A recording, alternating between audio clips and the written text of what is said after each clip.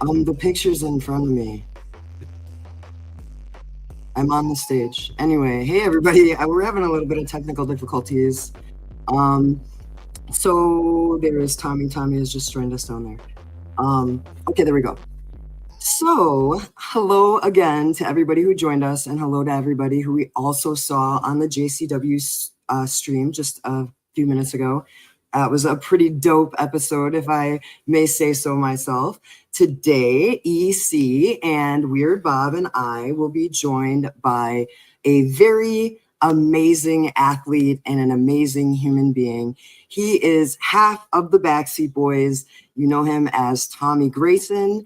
And if you don't know him as Tommy Grayson, Bob put together this little video to give you a little taste of what Tommy Grayson is all about.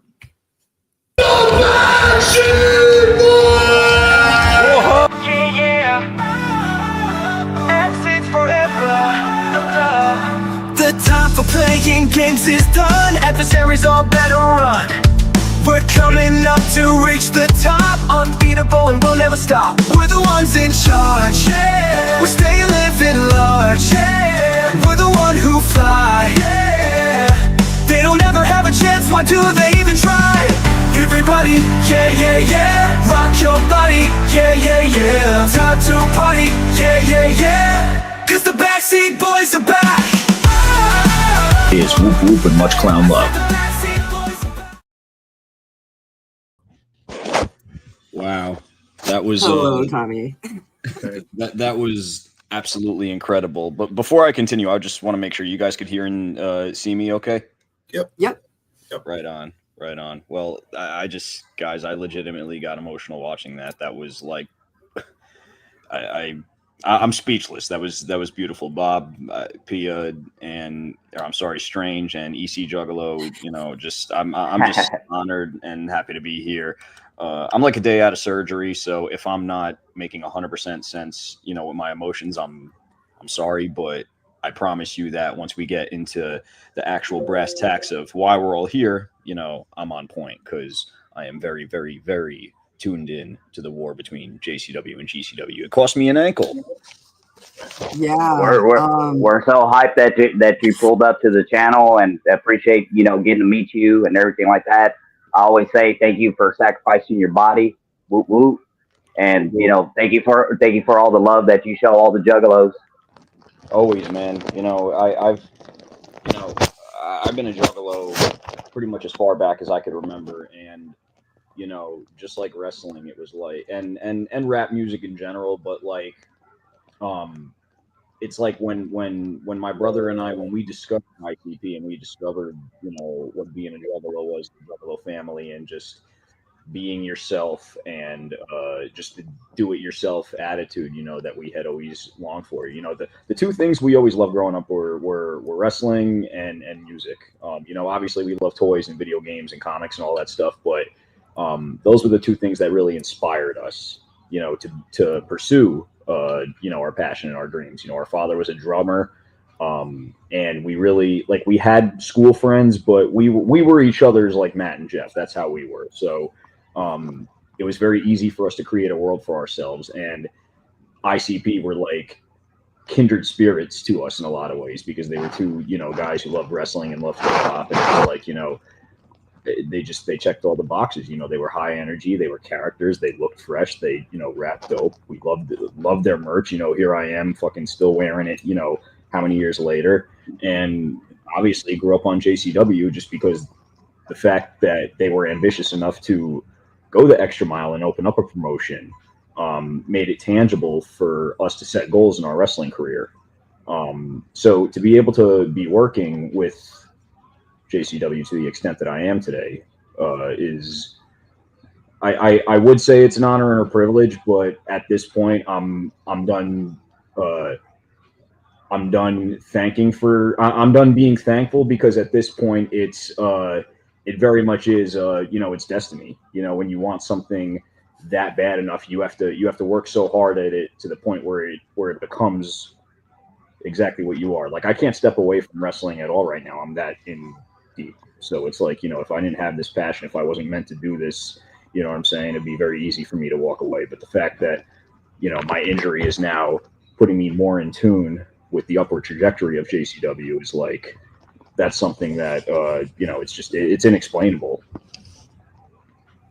Yeah, and you are very, very involved with ICP and JCW as well.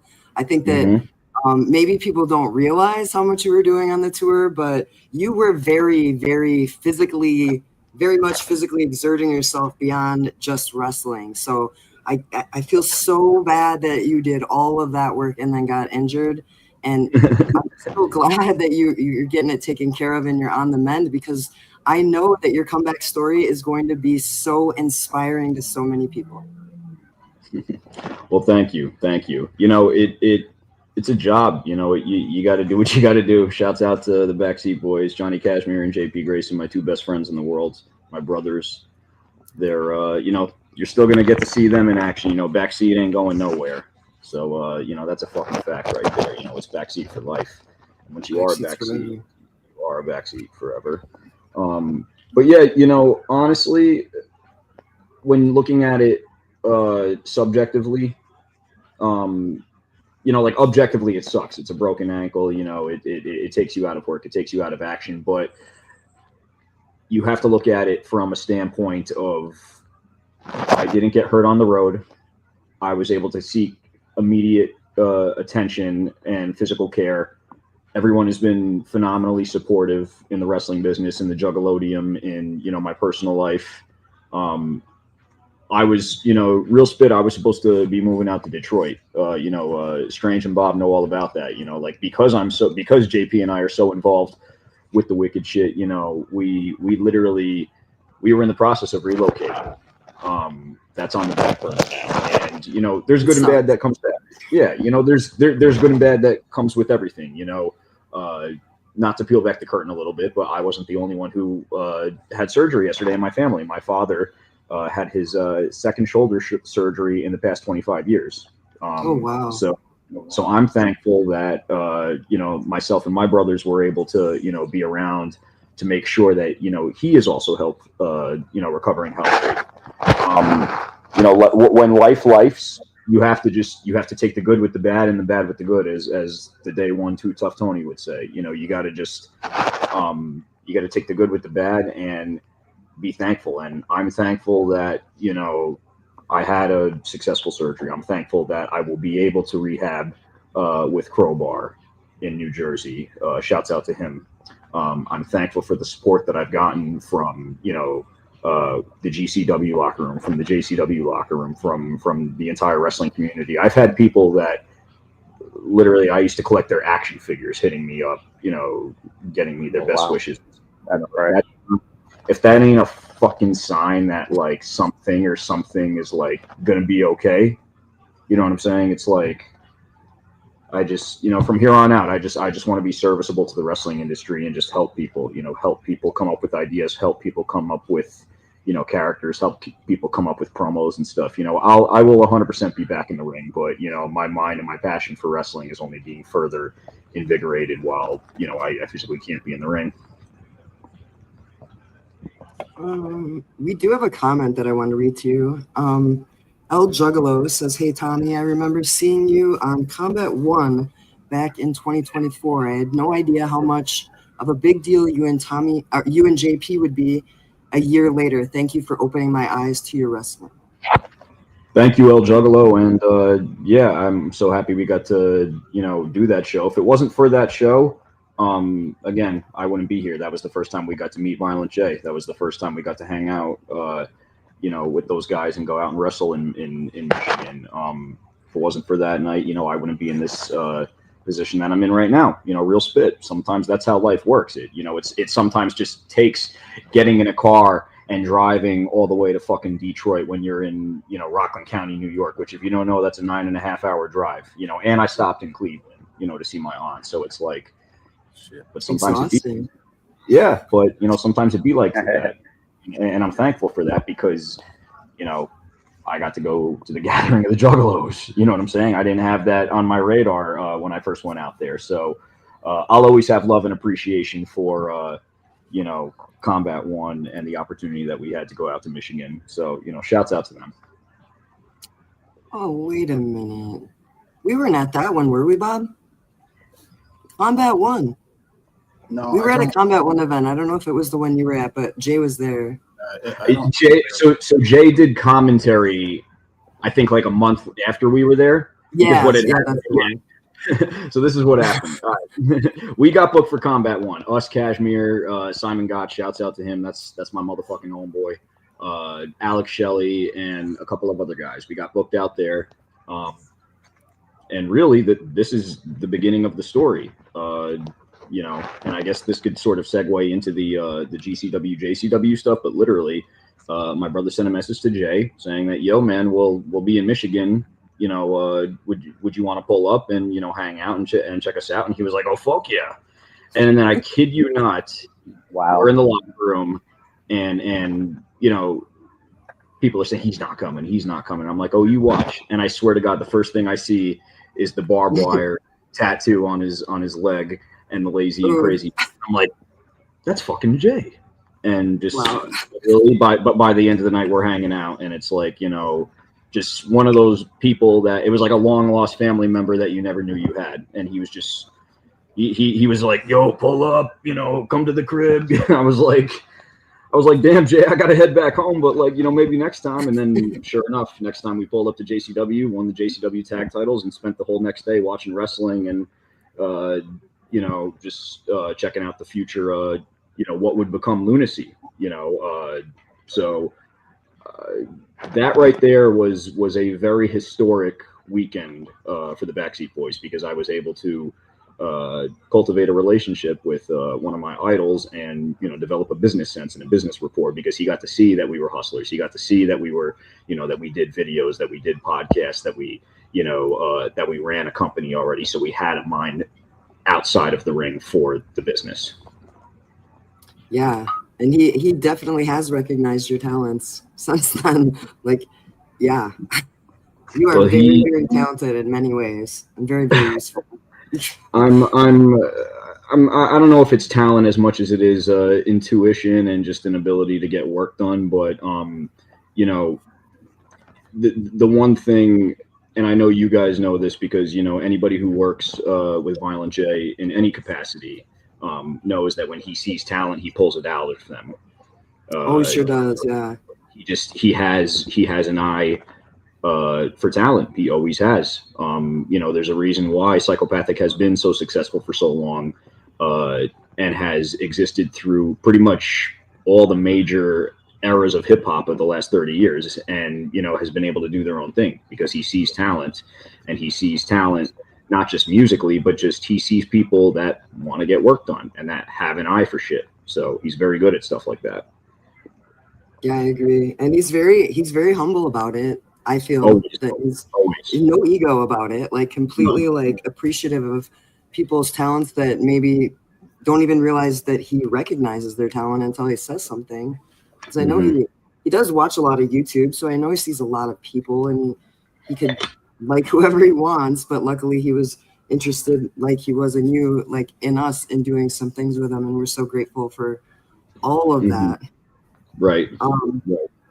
I feel that the capacity that you are useful in JCW is unlimited, and I just want to like say one more time that this comeback is going to be incredible. I'm very, very excited for it. Well, thank you. I'm very much looking forward to it, and yeah, you know, I'm really looking forward to it. I'm looking forward to being back, but truth be told, I'm looking forward to taking a step back, you know, and just giving my body a break. But, you know, let's you know, without further ado, you guys wanna talk about this war? Yeah, let's get into it. Yeah, hell yeah. So I want to know, EC Juggalo, what are your thoughts on, you know, the current situation, you know, between Juggalo Championship Wrestling, Game Changer Wrestling? I want all your guys' opinions first, you know, before we break down the history and everything. You guys got my email, obviously, that I sent. Mm-hmm. That pretty much helps it. Yeah. Fun fact. This actually has been in the makings for a year, much like the first Rock versus Cena. You know, it's been a year build to this event. I'm real hyped to see the action at the gathering. You know what I mean? Like I've kind of missed out on a couple of events and stuff, so I kind of been a little behind on the history. Strange and Bob's always, you know, informing me because they get to check out a lot of events more than I do. But like I said, I'm real hype at the 2-day event, and I'm real anxious to see what's up with the podcast tent, the JCW podcast tent. Hell yeah.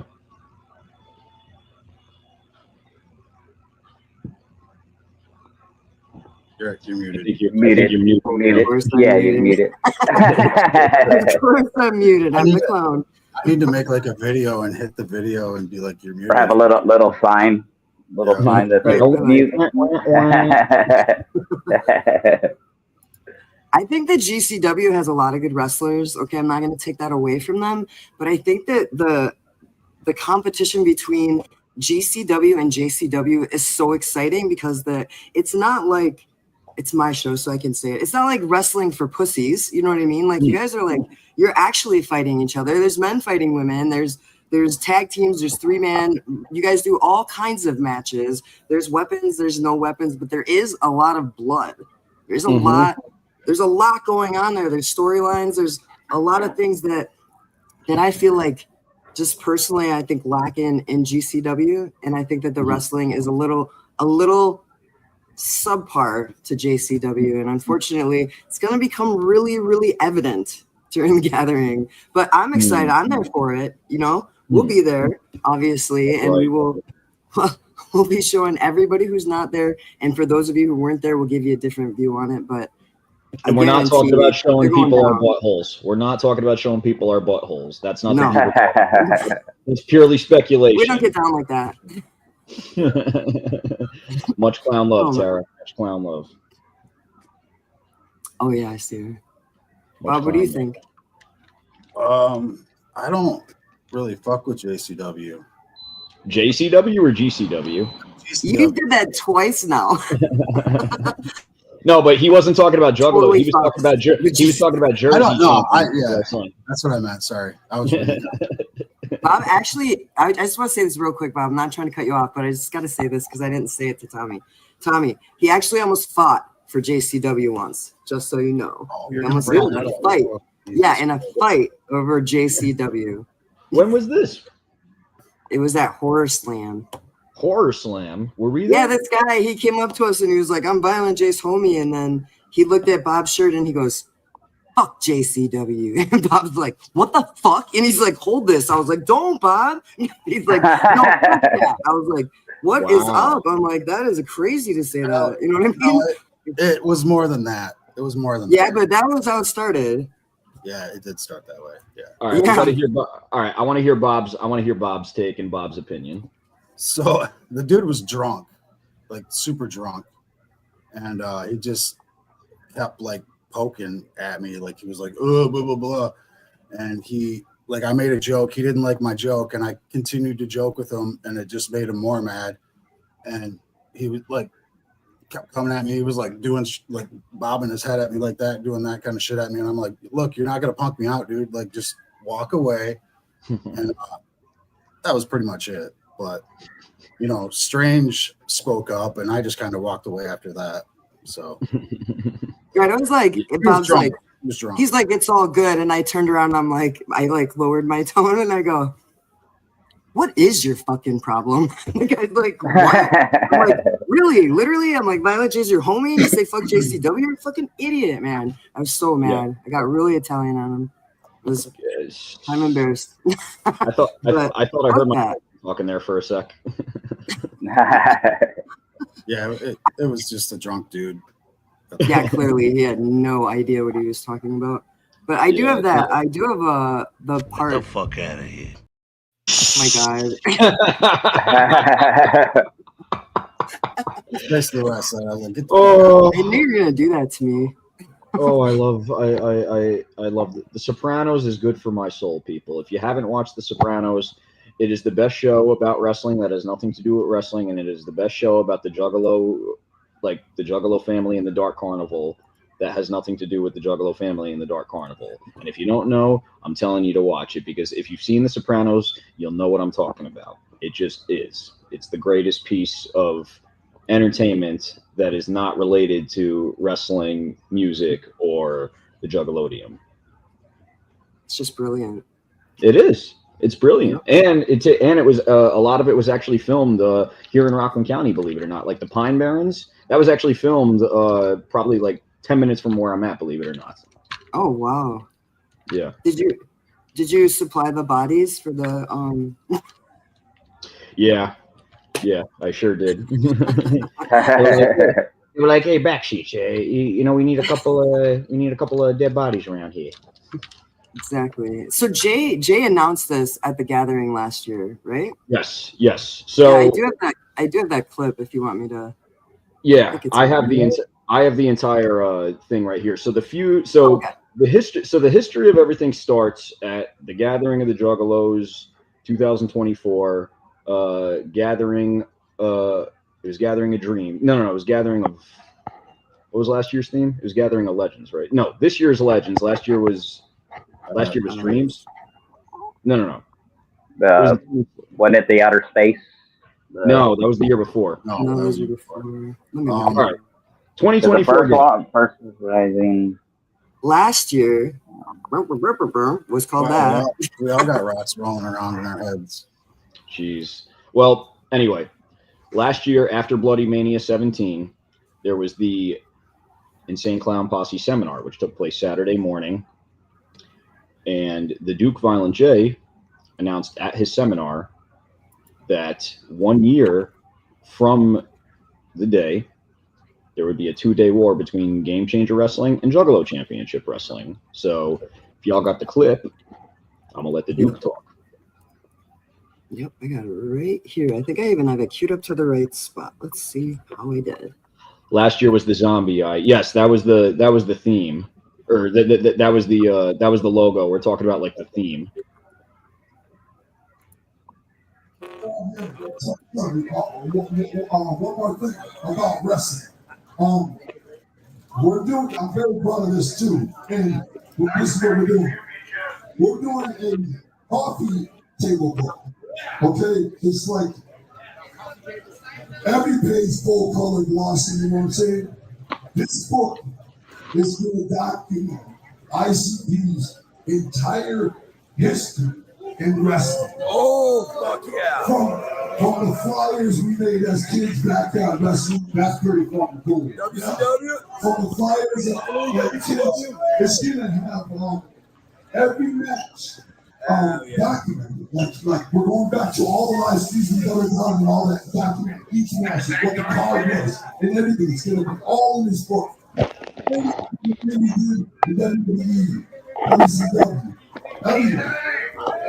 it's going to include interviews with guys like Eric Bischoff and Vince Russo and the guys we were working with back then on Monday Night Show and Monday Night Raw, you know, and what it was like, what their opinions of us.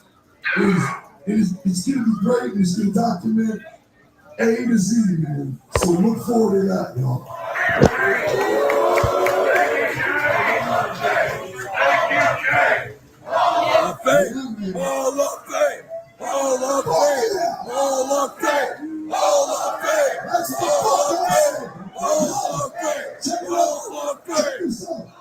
I heard recently Eric Bischoff said he agrees we should be in the Hall of Fame. No, that's when I really started thinking about it seriously. It's a new generation at WWE. The people that were there they're not there no more. None of them are. It's all corporate. It's all new people. And that actually might fucking happen one day. Can you imagine that? Keep pushing forward.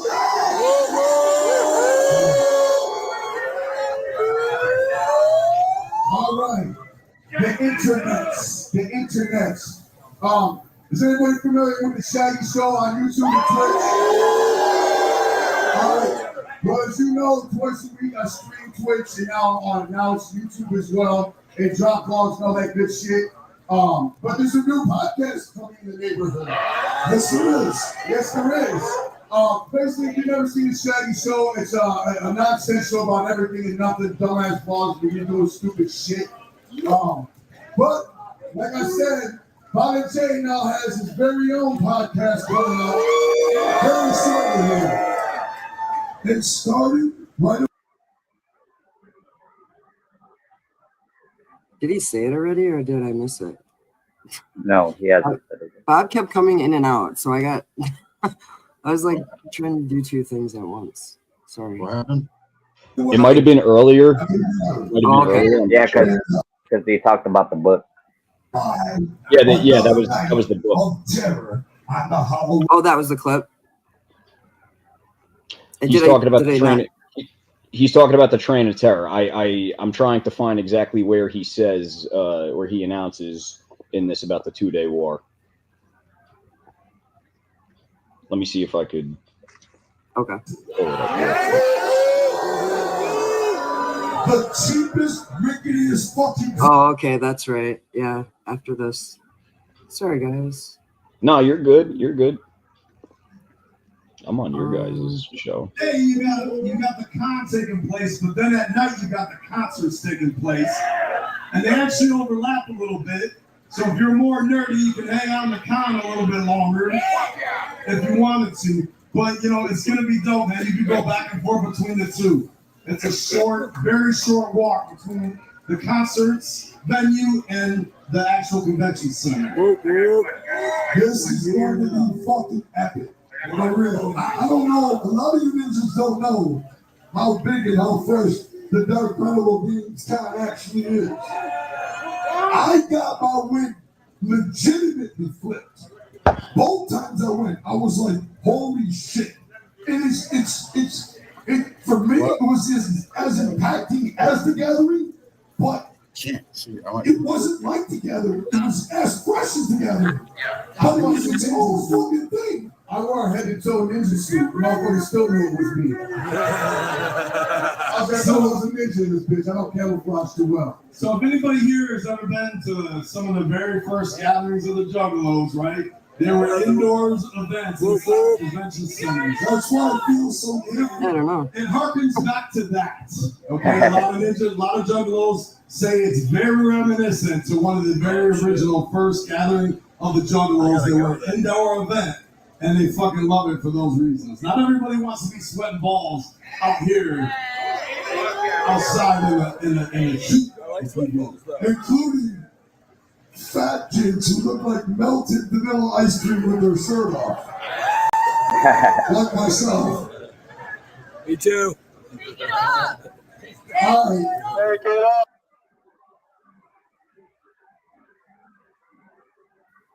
Yeah, I cannot find it. Did I miss it somewhere? Bob's in here helping me because his sound is like sounding. He said we sound like we're underwater on his laptop, so he kept coming in and out. Now he's in here now. Maybe try like around the 15. Oh look, yeah, with captions on. Oh, here we go. Perfect. Okay, so yeah, if you want to just skim to where they talk about the 2-day war, and this should be it. Everything else should be a direct link, guys. But in the meantime, while we find that, I did want to talk about Unaccepted. So if you get the program, let me know if Strange, if you get a good view of this. Okay, can you push that, please? Can you make us down so Tommy's bigger? Like, take us off the stage. If you got the timestamp to where you need to be, that's fine. We could focus on okay, it says Unaccepted. Yeah, it's Unaccepted. So this is coming out at the gathering, so you'll be able to get this. And these programs are currently available, done by all of us right here. Shouts out to Steve Credo, homie here in New York, who put these all together. And then, yeah, that's Unaccepted. It's the image that's been floating around, so we'll be able to get Unaccepted this year at the gathering. But anyway, back to the stream. Yeah, I've seen those programs. They look real fresh. They came out real good. Is that the big book that they're doing? Is that what you were showing? Yeah, so the Unaccepted is the book that Sean Oliver is doing on them. And then this is like basically the the program, so it's got like the entire like everybody in there. And I'm just trying to. Sorry to. No, you're good. I'm reading captions. All good. Let's talk about vlogs. Let's see.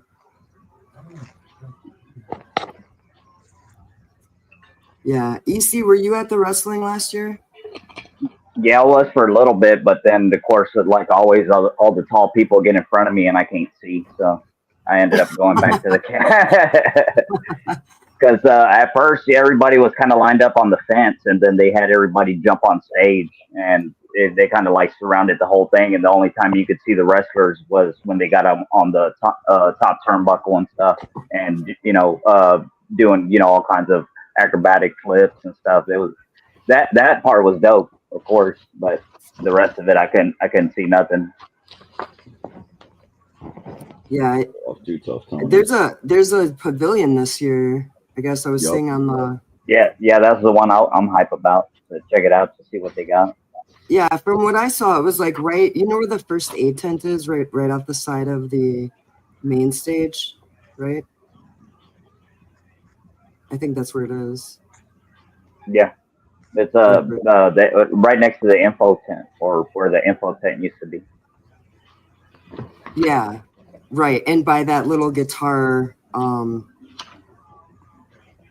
it's like a guitar, like pure, like I don't know what you call it, like a patio. Like, do you know what I'm talking about?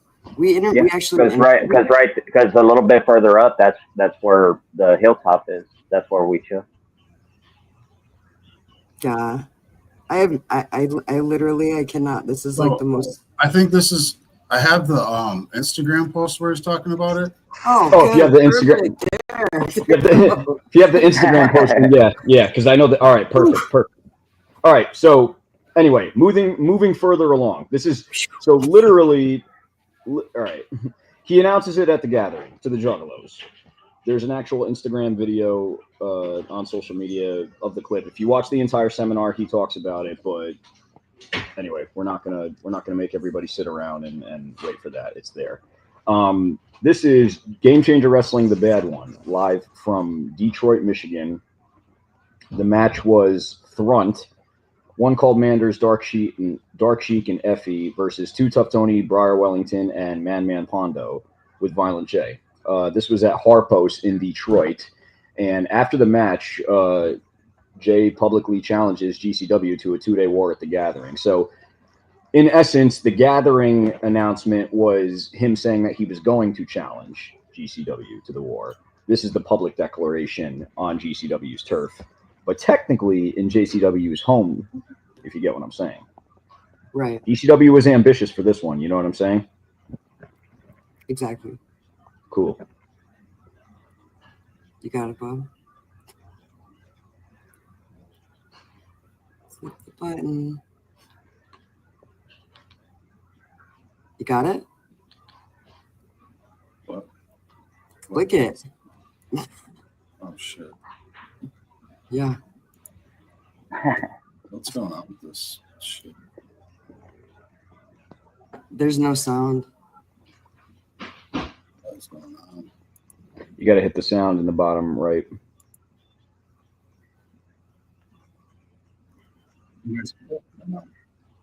Yeah, the video is muted. That's why you got to unmute it. Do you see it?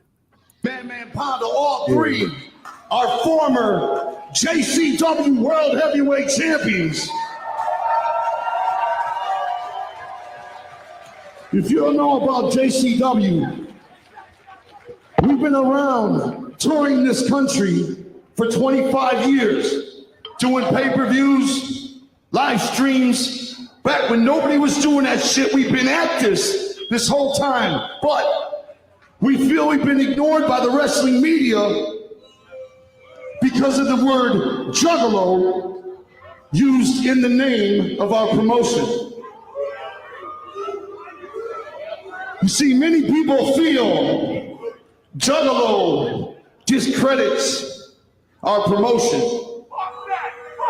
If you watching this at home, perhaps, or perhaps in this building, agree with that notion, I'd like to say three things. Number one, suck my dick. Number two, fuck you. And number three, eat shit and die. JCW is Juggalo Championship Wrestling, and we want respect, Effie. We want fucking respect, and we want to earn it. We want to be where GCW is at. And what better way to get there than to go right through them?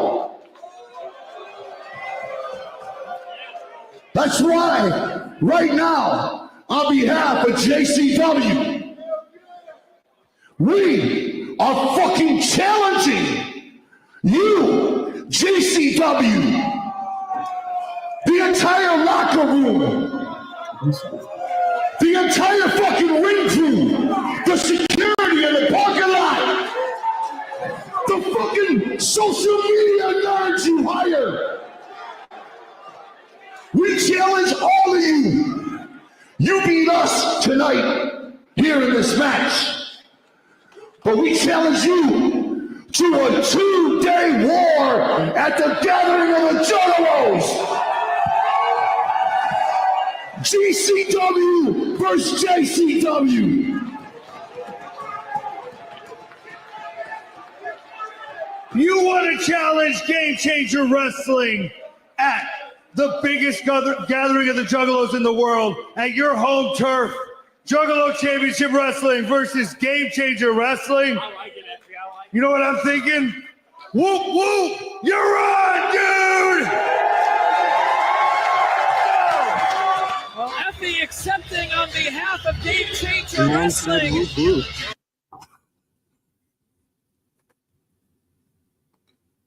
That's what he said. That's exactly what he said, you know, so. Yeah. It's going down. Uh-oh. Hello. No. There you go. Good. You can hear me now? Oh, Yeah. sorry, yeah. I didn't realize you can't multitask if you're using your phone as a microphone. So, yeah. Battle lines officially publicly drawn. Violent J fucking, you know, publicly declares war on Game Changer Wrestling, and Effie basically accepts.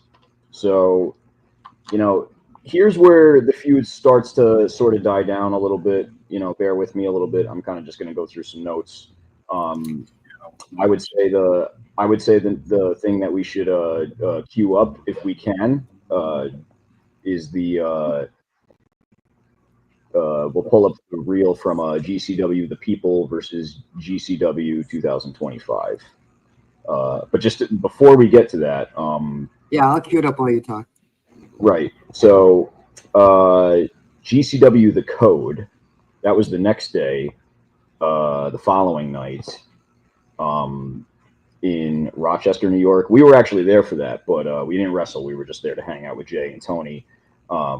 Too Tough Tony and Violent J defeat the High Seas, Cloudy and Nick Ando. Violent J would save Too Tough Tony in an impromptu match. Obviously, footage of that is available online.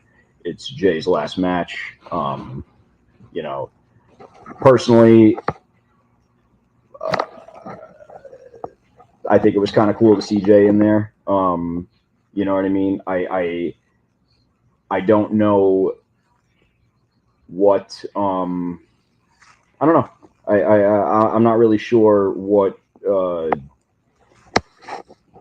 the overall thinking was in this, but it was cool to see Violent J in the ring and wrestle up close in person. You know, that was fucking dope.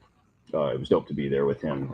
It was dope to see, you know, Tony, obviously. But as far as anything happening with the feud between the two, I don't really know if this was a part of that as much as it was, hey, you know, let's just have, you know, Jay and Tony team it, you know, the Hatchet Boys type thing. So that's all what I was getting at as far as, like, I don't necessarily know if it's a footnote in the feud as much as it is like, oh, hey, this happened also around the same time we were doing this. You see what I'm saying? Right. Yeah. But it all fits together. It all is a part of it. You know what I mean? It's all building into one big, huge war. That's right. And then one other thing before we get into this, the people versus GCW, we would have a trip over to Hawaii for GCW Hawaii Mania in an 8-man tag. Too Tough Tony, Ariel Van Gogh, Caleb Conley, and Matt Cross defeat Bobby Flacco, Jake Lander, Jeffrey John, and King Apta. So that was over in Hawaii. Wow. I believe that was right at the end of Train of Terror. I think we were actually supposed to be on that trip originally, and I think last minute plans changed, and we wound up just going to wrestling at our home promotion SPO in Philadelphia. One of those things, timing is everything. It was cool. It was cool. GCW had some JCW representation out in Hawaii, so couple little wins, couple little victories over in Team JCW right before the feud really kicks off. But here's where I'm gonna call parts of the rising action, because GCW, the People versus GCW 2025, Game Changer Wrestling's return to the Hammerstein Ballroom. Now, let me just take a bit of a detour. I'm not going to talk too long, but for those of you who don't know, the Hammerstein Ballroom is to New York professional wrestling what,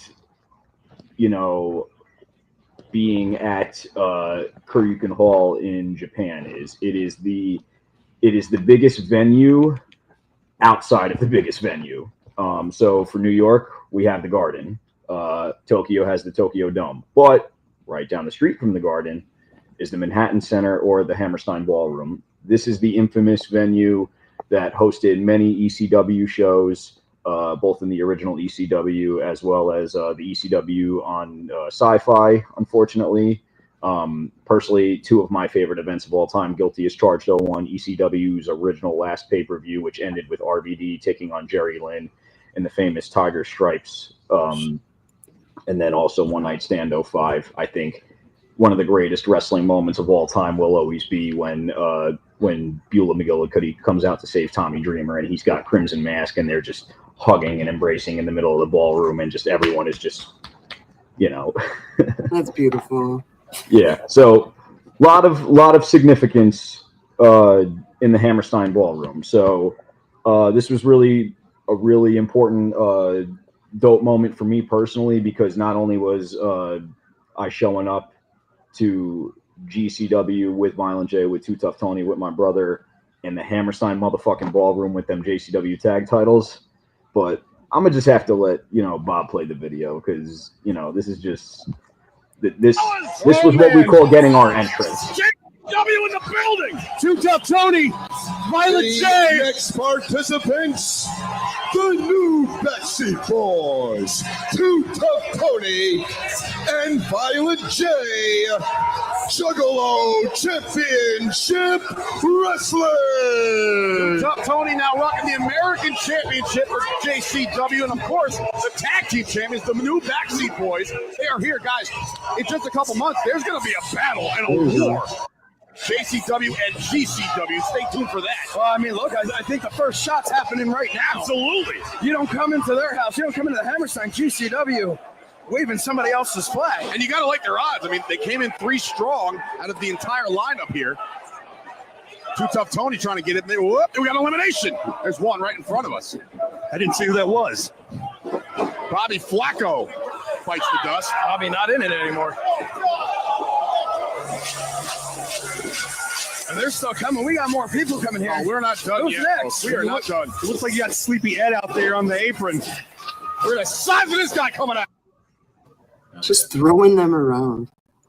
Got to Did you hit see that? They're just like, got to hit the T gimmick, the old Razor Ramon, straight in the Garden, or I'm sorry, the Ballroom. Excuse me, right down the street from the Garden. Is what more could you want? Like that. That's a night I'm going to remember for the rest of my life. Like if I never wrestle again, I got to say that I officially wrestled in the Hammerstein Ballroom and the ECW arena. So I'm a made man as far as I'm concerned. So next up, America's Most Wanted. Now, this was an interesting show because this is really what I like to call the turning point in the feud. I think beforehand it was respectful. It was, hey, you know, we're two companies, and you know, we're gonna work together. You know, like we're gonna give each other some love. You know, we're gonna share talent. We're gonna, you know, we got this joint show coming up. You know, it's gonna be fun. It's gonna be cool. This was very much a no. This ain't what this is about. It got personal here. We had a 6-man tag match with Danny Moe and the Brothers of Funstruction against the Backseats and the Wraith. That took place here. We also had Masha Slamovich, the Jersey Championship Wrestling the Jersey Championship Wrestling champion, defeating Blake Christian, Caleb Conley, and Jimmy Lloyd. Caleb, of course, the entitled Juggalo, our American champion. We were supposed to have Willie Mack on this show. He couldn't make it due to travel issues. But the main event, of course, was what everyone was talking about. Tag team death match. Too Tough Tony and everyone's favorite auntie, my favorite auntie, Mickey Knuckles, and Duke Violent J defeat the Rejects, John Wayne Murdoch and Reed Bentley. Couple things about this match. This was a death match. You know, if you go and watch the Triller live stream and whatnot, you could actually see, like, my brother and I, because the way that the entrance was sectioned off was that it was the entrance and then it was like the stage area. So I was watching just because, you know, Jay was out there, Tony was out there, Mickey was out there, there's glass. I'm just, you know, this is my Juggalo family, you know, like I know it's wrestling, but it's like, you know, I'm living proof that anything can and will happen. You know, I'm chaos theory. So I'm making sure my people are right. Yeah, basically, the main event got kind of buck wild, and you know, the fucking yeah, this is crazy. Yeah, the main event got, well, I wasn't even getting to this just yet because it was a tag team death match, you know, just like it was just totally insane. You know, there was glass everywhere. Violent J hit the Rejects with a light tube bundle, and then there was a whole freaking you know, a stare down between the Rejects and Too Tough Tony and Mickey Knuckles at the end, where they literally refused to shake hands and they gave him the middle finger. So after the match, or after the show rather, Violent J had his performance. And basically what wound up happening was, yeah, can we pull up the Sean Ross, the Sean Ross Sapp status? I feel like that needs to be shown before anything else. Yeah. Shocking. Yes. Yeah, it should be. Sorry, yeah. I could go right to that. No, you're good. When I look at these, and StreamYard's giving me a freaking hell of a time. All good. There we go. So basically, what wound up happening was Violent J did a solo performance after the GCW show, and he invited all of us on stage afterwards, and this went down. Oh yeah, make it big, Bob.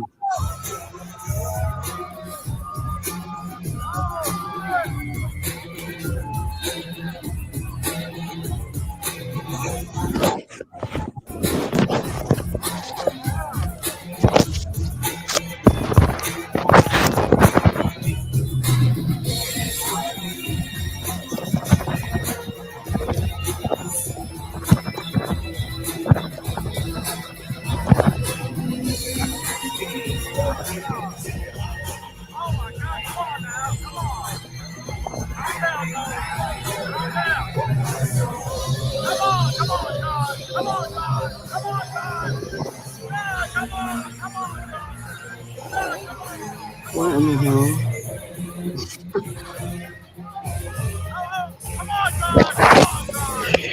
El Juggalo, you should totally put it back.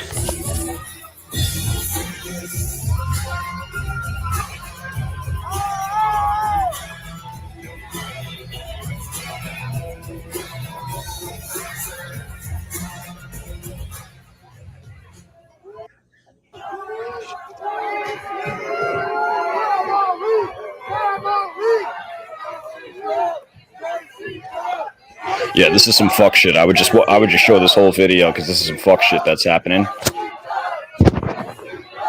It's crazy that happened in the crowd and everybody just like pulled out their phones. They're like, I'm gonna record it. Yeah, I also agree with you. Look at that, right on the stage.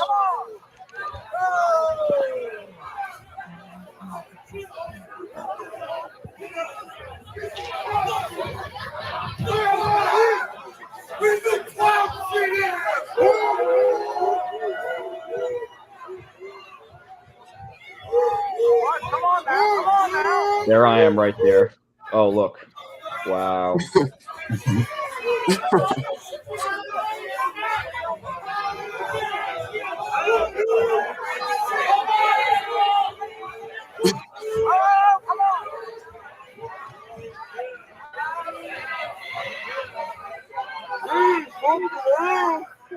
There's a guy on the stage just like, yeah.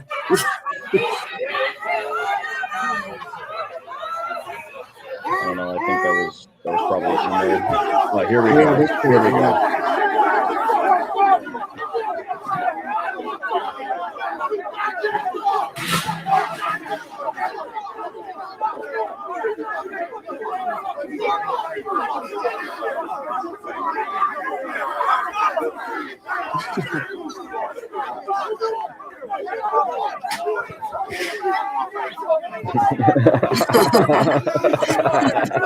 If you know, you know.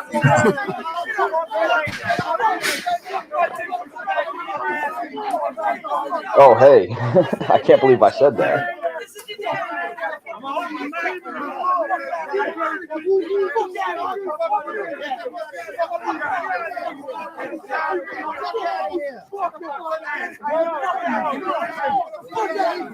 Fuck out of here.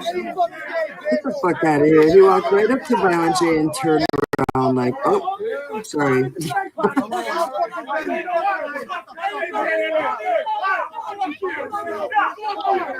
They're all wearing black like they're sad about their life.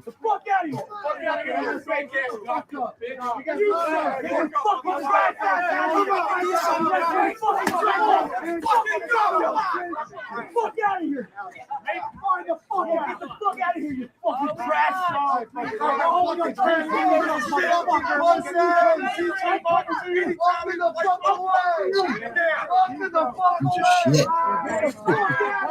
Bullshit. Clowns, fucking clowns. Fucking clowns, dude. After Fucking wow. fuck shit. Yeah. Yeah, he's So- always talking about the clowns. He's got a cool Definitely jacket. That's about it.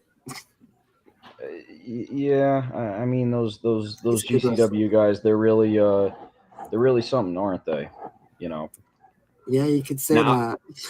Now I was extra pissed just because what wound up happening was Mickey was temporarily like blinded in one of her eyes for a little bit. So I shoot was mad, you know, like on the real, like people don't know. It's like How did that I'm happen? very glass, like light tube. The light tube like got like in her eye and everything just from like overhead and everything like that. But like Mickey's everyone's favorite aunt, and I've told her, I was like, Mickey, you don't understand. It's like when you get hurt, it's like I get angry. You know what I'm saying? Like I get mad. You know, when any female gets hurt, like from JCW, I get. But like when Mickey, like nobody has busted more ass, broke more ass, paid more dues, like earned their keep than Mickey Knuckles. So when I see her down and out, it's like when Marty McFly gets called a chicken. I'm like, don't you hurt my Mickey? You know what I'm saying? That's your family. That's my family. Seriously. No, seriously. She's like everyone's aunt and everything like that, you know. And I just, She's it tougher pissed than me most off. guys. No, she is. No, for real, she is. She is. But when she told me that, like, she legitimately, like, got glass in her eye for, like, you know, and couldn't see, I was like, it bothered me because I was like, that's it. These GCW, these fucking GCW guys. It's like, what's going to happen if she can't see? So, but anyway, so as far as what would happen moving forward, Now, here's where it gets a little murky, because around the time this happened, two things happened. Slowly, the GCW guys would start invading our turf. You know, we would start to see guys like Effie make his debut in Lunacy. He made his debut in JCW Lunacy 31, defeating Disco Ray. He would then go on to reappear in Lunacy 34 against Cocaine. Obviously, these were all victories, by the way. You know, I think he had his fake doctor friend, Dr. Redacted, come in and spit some sort of substance at Cocaine. I think that was in Chicago also. Yeah. Then Lunacy 36, well, look at that. You know, Effie defeats Jake Christ, and then GCW Lunacy 37, Effie defeats the Wraith by disqualification. So, you know, you're talking that good smack, Effie. But you know, I'll give credit where it's due. You know, you call us clowns, you walk in, and you know, you seemingly get 3 victories and a DQ on, you know. But I thought we were a bunch of clowns. So, does that make you a good wrestler, or does that just mean that, you know, we need to start, you know, just treating you like a clown and maybe, you know, book you in some handicap matches so it becomes a little bit more difficult for you to get goals done? I feel like he's the kid that like wants to be in the other group. You know what I mean? I feel like Effie like secretly wants to be a juggler. He secretly wants to be in JCW, but he's like trapped around all these guys that won't let him leave. You know what I mean? He's a champion. Well, I think what the problem is, and maybe this could kind of tie into the clusterfuck. You know, GCW Joey Janela's Spring Break, the clusterfuck forever. So I think we got a reel for that one. But yeah, we got basically a bunch of us just pulling up at the clusterfuck. For those of you who don't know, we were all in Vegas for Mania this year to do the WrestleCon, and we were supposed to run an event. Unfortunately, the event was pulled because it was unusable. You know, it was absolutely freezing cold, and there was just no way to have a usable show from it. So we took that loss. It sucked, but out of every darkness comes a light. And guess who forgot that, you know, they issued a public war and happened to, you know, leave the back door open for a couple of psychopathic soldiers to get in. So I give to you, clusterfuck forever. Championship Wrestling. He's got the new Backseat Boyz, Mickey Knuckles, Danny Moe, and the Brothers of Funstruction, Yabo and Ruffo. Time for a little gang warfare here in the clusterfuck. And just based on numbers alone, you got to think that they're going to have a massive advantage here in the clusterfuck. The New Mexicools were going to have the advantage because it was a 3-on everybody else situation in quite a while. JCW in the house, baby. Ruffo the Clown.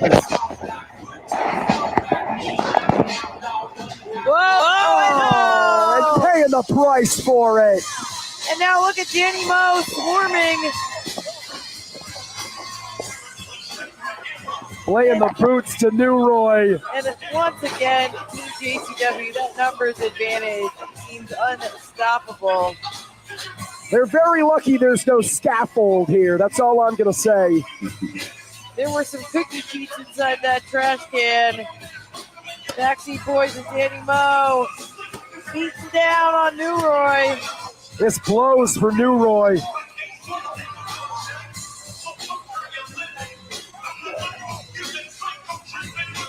Couple of balloons inflated and popped over New to the center of the ring. Too Tough Tony. Big body slam for New Roy. You know, usually when the song is playing, New Jack had the advantage against his opponents. But right now it's all Too Tough Tony with the moonsault. Yeah, it feels almost cruel to continue the song. You're right, Prazak. Cover. Mickey has eliminated New Roy. Has been eliminated. Also, That was the cue to cut the music. Oh my goodness. All right. Right. She ain't scared of no ghost. Who is going to stop Team JCW? I'm not sure if anyone can. Elimination after elimination. And Hold on! I think somebody okay, here can. we go.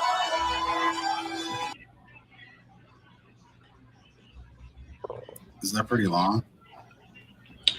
So basically what wound up happening afterwards is that we pretty much all would get eliminated by we pretty much took each other out after that and would brawl to the back. So that was the end of the clusterfuck. No one really took us out, though. It was kind of just like, you know, how could you kick us out of a party you don't have an invitation to? You know, it's just we'll all leave together.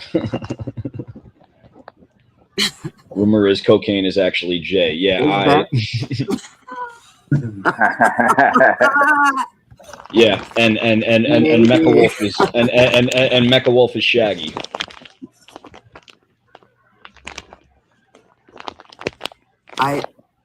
I can tell you that I've seen them both in the same place at the same time. So it's not. Yeah, dude. That's wild. Not. That's funny. They have like, I think they're totally different heights, right? And they're totally like, I don't know. You know what I mean? Totally different looking people. I mean, sorry, I'm not yes. trying to speak it, but No. They totally are. But in the same time, I guess I could see why Violent J would be cocaine. Mm-hmm. You know, they both they move so like just gracefully and beautifully in the ring. Right? And they both command a crowd. A very young Violent J. Yes. Hey, Violent J early years as a hologram, Spoken Realness said. Yep, probably is. That's right. El Juggalo is the encyclopedia of JCW, I guess. Yeah, he's right. That is his name. That's absolutely his name. He actually wrestles in a lot of different promotions, but the most important being JCW. Well, speaking of JCW and speaking of the Invaders, next up, after Effie came in, Joey Janela would come in. So we had a few matches with Effie and Joey Janela, two in particular, but the second one is the one that we're going to be talking about because, you know, we're heading down to where I feel like is what I call the like the downward spiral of Tommy Grayson, as far as you know, just what I would do to, you know, prove a point that I was gonna, you know, take out myself to take out GCW. So this was Lunacy 42 from Reading, Pennsylvania. This is the episode that just dropped this past Monday, actually, so should be fresh in everyone's minds. But basically what wound up happening was at the end of the match, you know, that tweaker Jimmy Lloyd came in and just right as we were about to beat his ass, freaking those GCW guys, it's like they started multiplying like freaking like bacteria, and sure enough they took us all out. And you know, we had some JCW Juggalo homies come in and try and save the day, but unfortunately it's just, you know, those GCW guys, I give them props. They pulled a good one on us. You know, they beat us down good. They even took out Too Tough Tony. So, you know, we got a clip of this. What do you think is like the biggest threat? Do you think there's any threat from GCW? From that specific event, did you feel like anybody was like a super tough competitor that you were watching? I'm just curious because I really never asked. I mean, the thing with GCW is that, like, you know, they're they're as tough as they are complete savage. You know, they have no problems about hurting people. They have no problems about other people getting hurt. They don't care who they hurt, and they really don't care about much of anything at all except GCW. So that's kind of like all I really got to say about that. We got this video. Unless there's anybody else out there that wants to come out here right now and get their ass beat. Can we play it from the beginning? You want to talk heart and soul of JCW? Yeah, this is kind of a. So if you full screen it, this is kind of a. Ladies and gentlemen, at this time, I would like to introduce to you the owner of GCW, Brett Lauderdale. Brett, thank you for joining us. Looking forward to getting your opinion and getting your take and giving you a taste of JCW. Tonight's next match is a tag team match, and it is scheduled for one fall. Effie has come into JCW as the reigning Game Changer Wrestling World Champion. And Janela, he personifies more guts than brains. And their opponent from Psychopathic Records, the Backseat Boyz. I respect what Effie and Janela have done in the sport. Two of the greatest wrestlers in the world. But are they great enough to succeed here? And there you see the stereo backseat offense. It's called being intense. It's called wanting to win. GCW's having some backfire in their face. Jeez! And they're signaling for the TK. What the hell? Hey, whoa. It's Jimmy effing Lloyd. What's he doing? He's not scheduled. And damn! What the hell? Chairs. Here comes some JCW reinforcements. Gonna hold down the turf for Team JCW. Well, what the hell? That's Alan Price.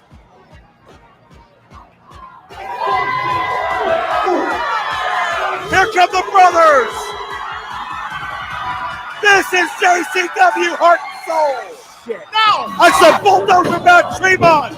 This is JCW? Violent J's a legend, right?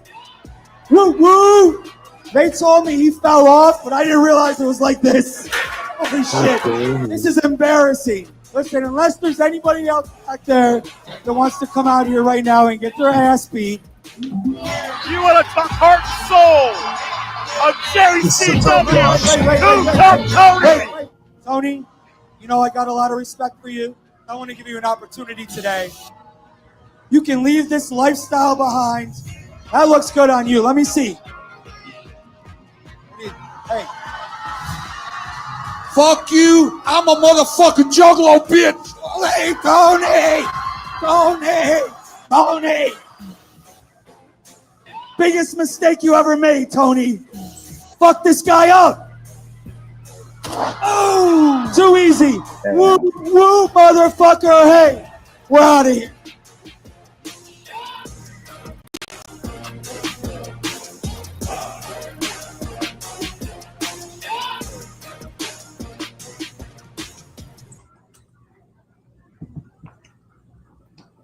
What is he showing there? That was wild. He's got a tattoo on the inside of his lip. I guess what the cool kids do. Oh. Yeah. I forgot. Okay. Yeah, but real classy, despicable guy. Yeah, and what about Brent talking shit about the Duke? Are you fucking serious? Oh. You know, it's funny. It's funny because I'm actually I love me my East Coast hip hop because I'm a New Yorker. I'm sitting here bumping Flavor in your ear, and you know that line about Suge Knight, talking about Puffy where he goes, if anyone else wants to work for a label that doesn't want to have the executive producer all in the videos, all on the albums, dancing, come to Death Row. I feel like Brett's trying to be Suge Knight, but he's acting like Puffy. That ain't no way to be. Yeah, take that. Yeah, take that.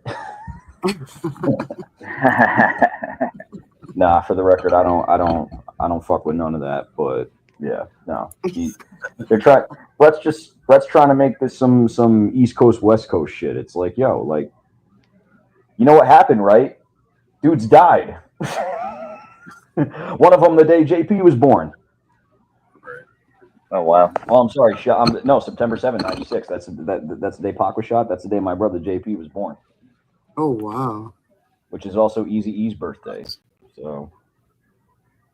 Oh, JP and Easy E. It's JP, Easy E, and Tupac.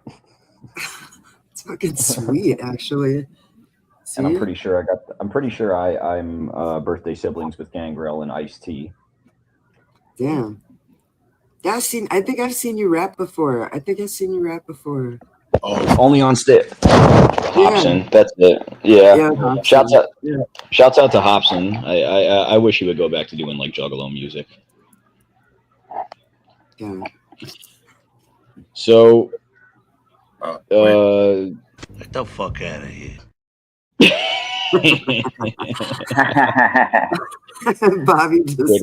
Bobby's like, You had to do something right, dang it. Placement. There you go. Nah, you're doing good. You guys are doing on right now. JP does. Hell yeah. Nah, you're doing great. You guys are doing great. EC, how am I doing as far as catching you up to speed with everything in the feud? It's like saying get more hype, because like I said, I'm hyped for the 2-day event, and I've been talking with my homies about it, and they're hyped too. There's a homie that can't make it. He's from Canada. He's got some health issues or whatever. Shout out James Graham, but he really loves JCW a whole lot, and he really wishes he could be there. But like I said, man. with all, it's like saying I knew there was a lot of events leading up to it. Just getting kind of like a refresher for it. It's dope, so I really do appreciate it. Yeah. So next up we got Cage of Survival. So this was actually pretty interesting. Once again, you would think that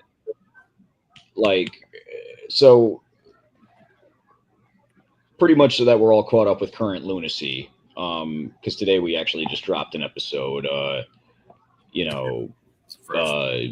GCW actually they paid off Shane Mercer to get a victory over Willie Mack and the Brothers of Construction. That episode actually just aired previously. Lunacy 43, y'all. If you haven't catch it, what the fuck are you doing? Go watch it when you're done with this, of course. Backseat, of course, got the win over Extra Cheese. That's what I'm dubbing Luigi Primo and Cocaine. Extra Cheese.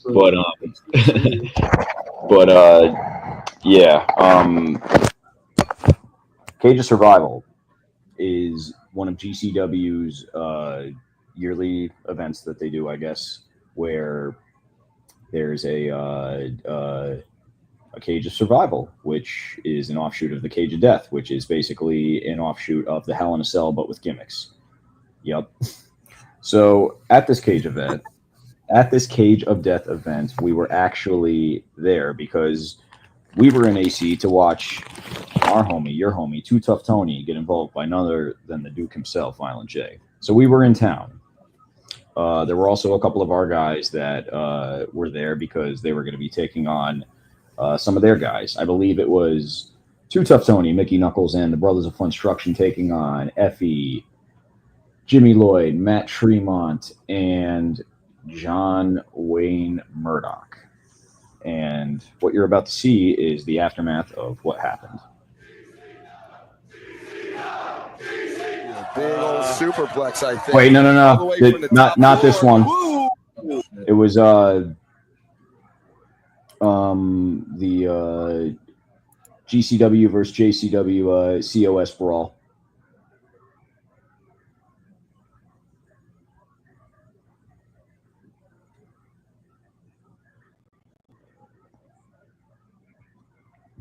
Did I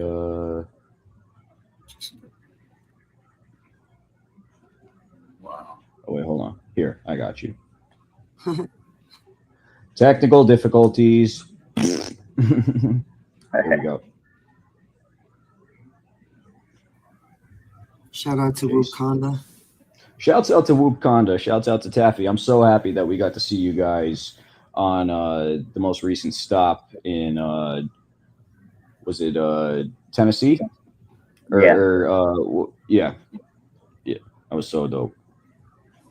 Taffy's my niece and Wakanda's my brother. Whoop, whoop. Whoop, whoop. Yeah, that was one of my questions for you later on. So basically, I was gonna ask if you remember them because, like I said, Taffy's my niece and Whoop Whoop's my brother. You know what I mean? Hell yeah! You guys are blood brothers?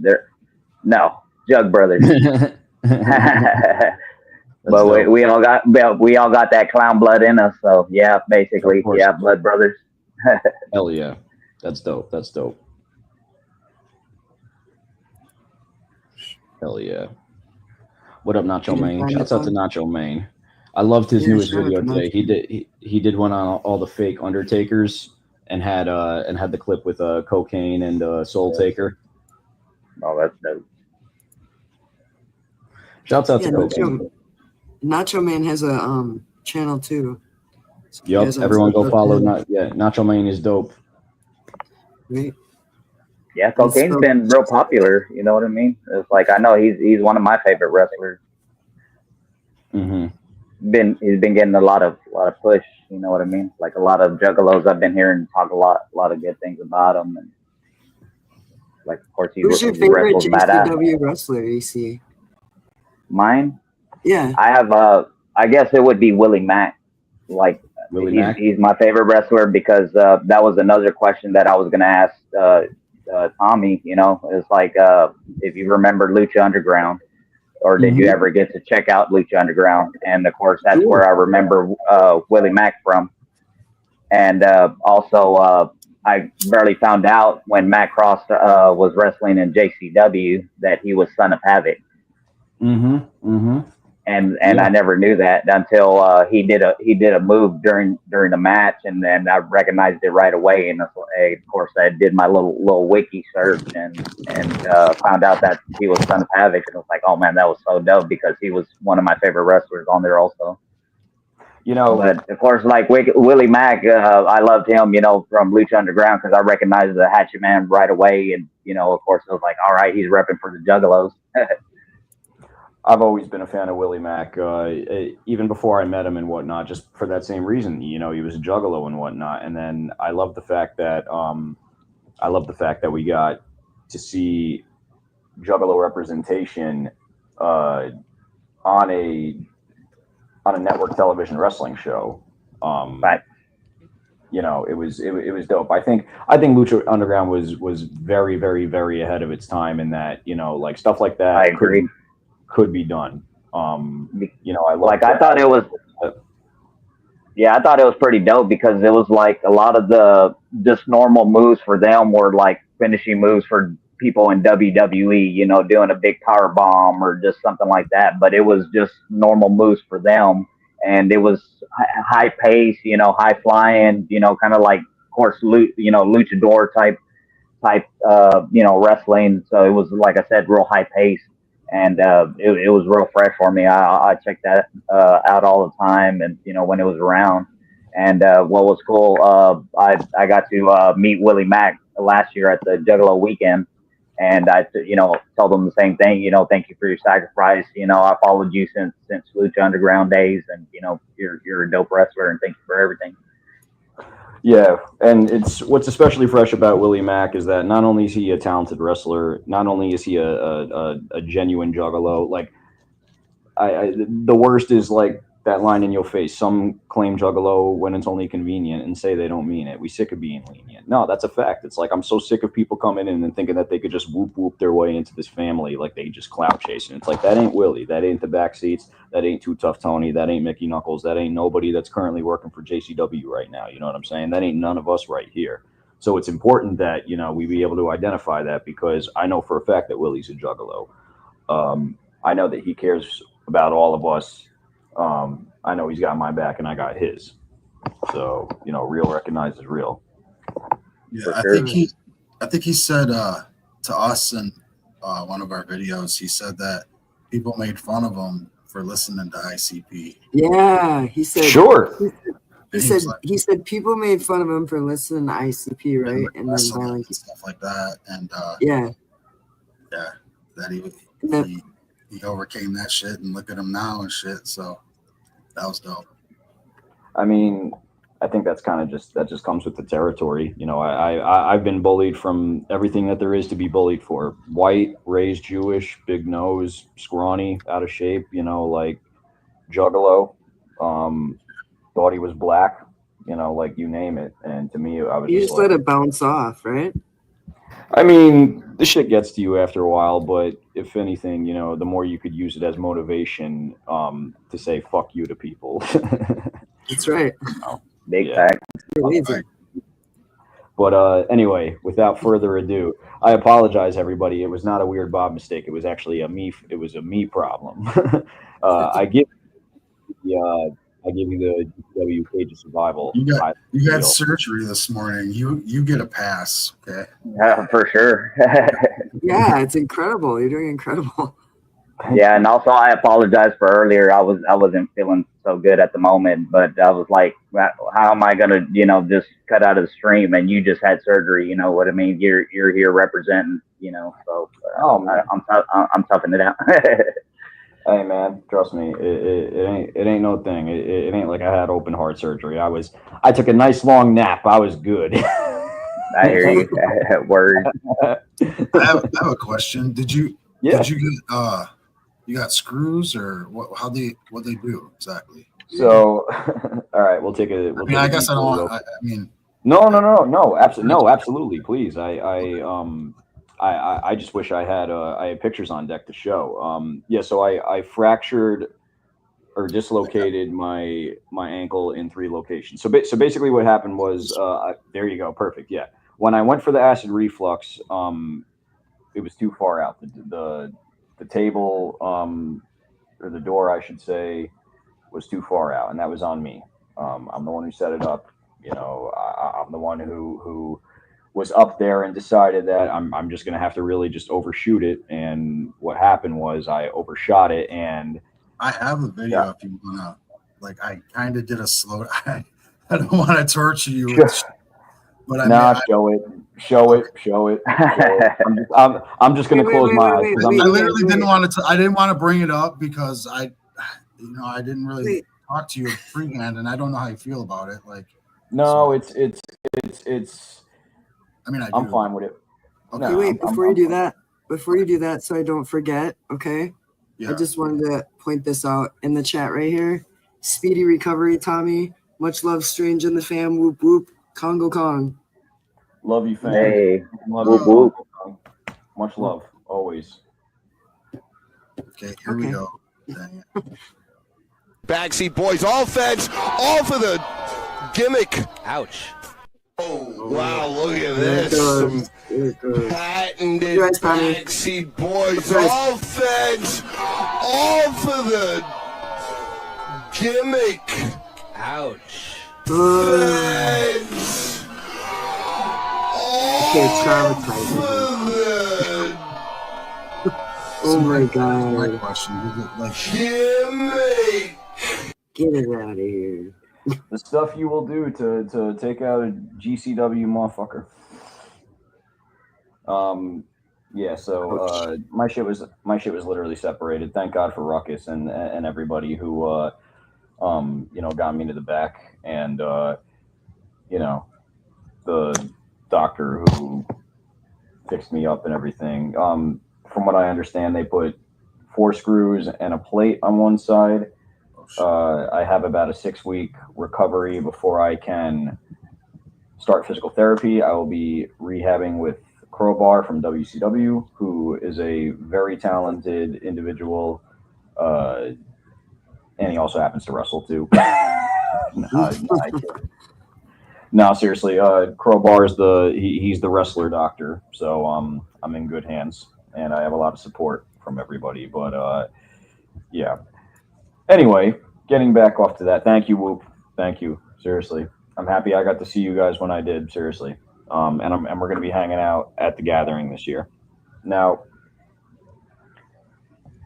finally, Game Changer Wrestling Cage of Survival 4. Let's do this. OG. We ain't got no time for clowning around. It's fisticuffs time. Head to head, talking shit. Then there we go, breaking down. Oh, Oh, who Backseat, the hell? the Backseat Boys. What are they Fly doing here? tubes to the back. Jimmy's got something in mind. Alice Crowley, the Juggalo Championship Wrestling Women's Champion, coming out here. Got that barbed wire bat. Here comes the Tag Team Champions. Swing and a miss.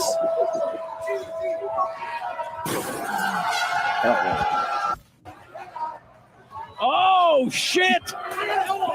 The Chocolate Juggalo, Willie Mack. What the hell is he doing here?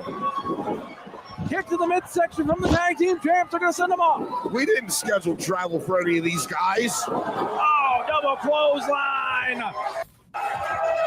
We got a pissed off Cowboy. Into the door with the spear.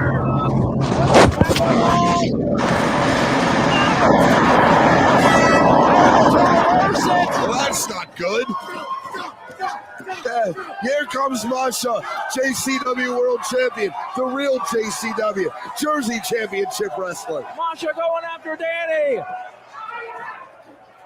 Up on the shoulders. Oh, yeah. Taking Make her her down. pay. Oh, look my. at this.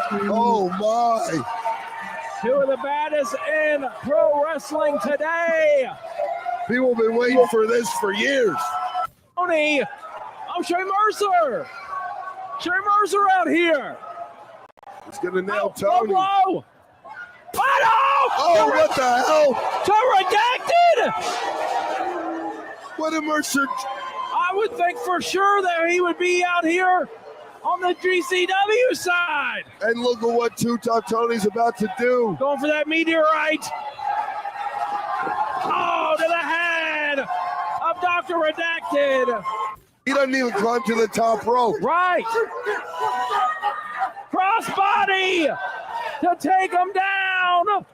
Got Mickey and John Wayne battling. This is the best thing I've ever seen in my You life. gotta think the general. Look at Jimmy Oh, Lloyd. Jimmy Lloyd with the forearm. There's an Atlantic Oh, City look, jitney. GCW, they're trying to get everybody in. I think they're going to lock them out. I think they're trying to lock out the... Well, somebody better tell Tremont about this plan. Right. Oh, they're trying to... Oh, no, Backseat's got in. They're trying... Oh, they got one of the back seats in there. That's going to be bad news for JP Grayson.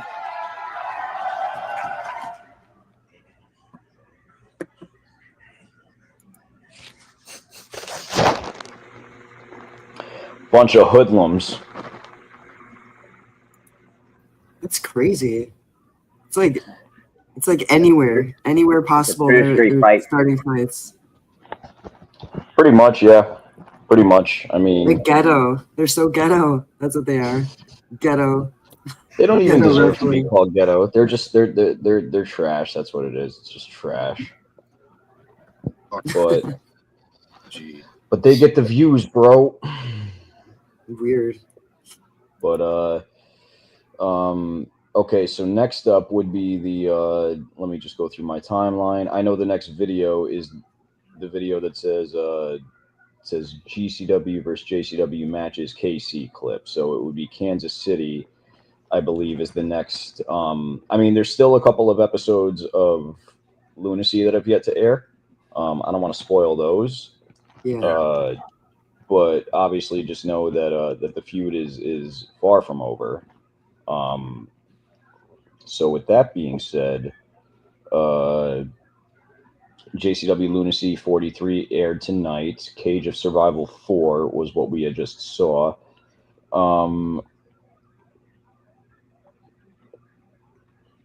Okay, so this is what wound up happening. This video right here should be for GCW Take a Picture 2025. This was just a couple weeks ago, if I'm not mistaken. Yes, now I remember. This was June 22nd, because we were clowning at the hip hop festival that ICP did. So there were a couple of GCW guys that went to Kansas City on behalf of JCW to just keep the war going. I believe the matches were as follows. It was Too Tough Tony versus Matt Tremont and Masha Slamovich versus Mickey Knuckles. And I think Pondo was there also. So, what? You got I got jumps right to playing video sometimes. Sorry. Yeah, no, you're good. We got any questions? I'm answering any questions from Juggalos, from Juggalettes.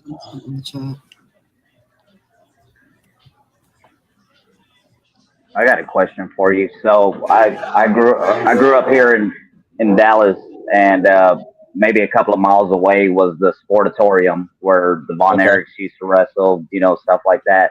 Did you ever check out any like old clips, maybe even on YouTube or anything like that, of the World Class Championship Wrestling? Yeah, sure. I mean, like, that particular era is not one that like I'm super familiar. Like, I'm aware of it just because I'm a wrestling historian, and I know it for footnotes and everything. I know the history of the Sportatorium. I know that the Von Erichs, that the Von Erichs are gods there. I know that's where Steve Austin broke in at.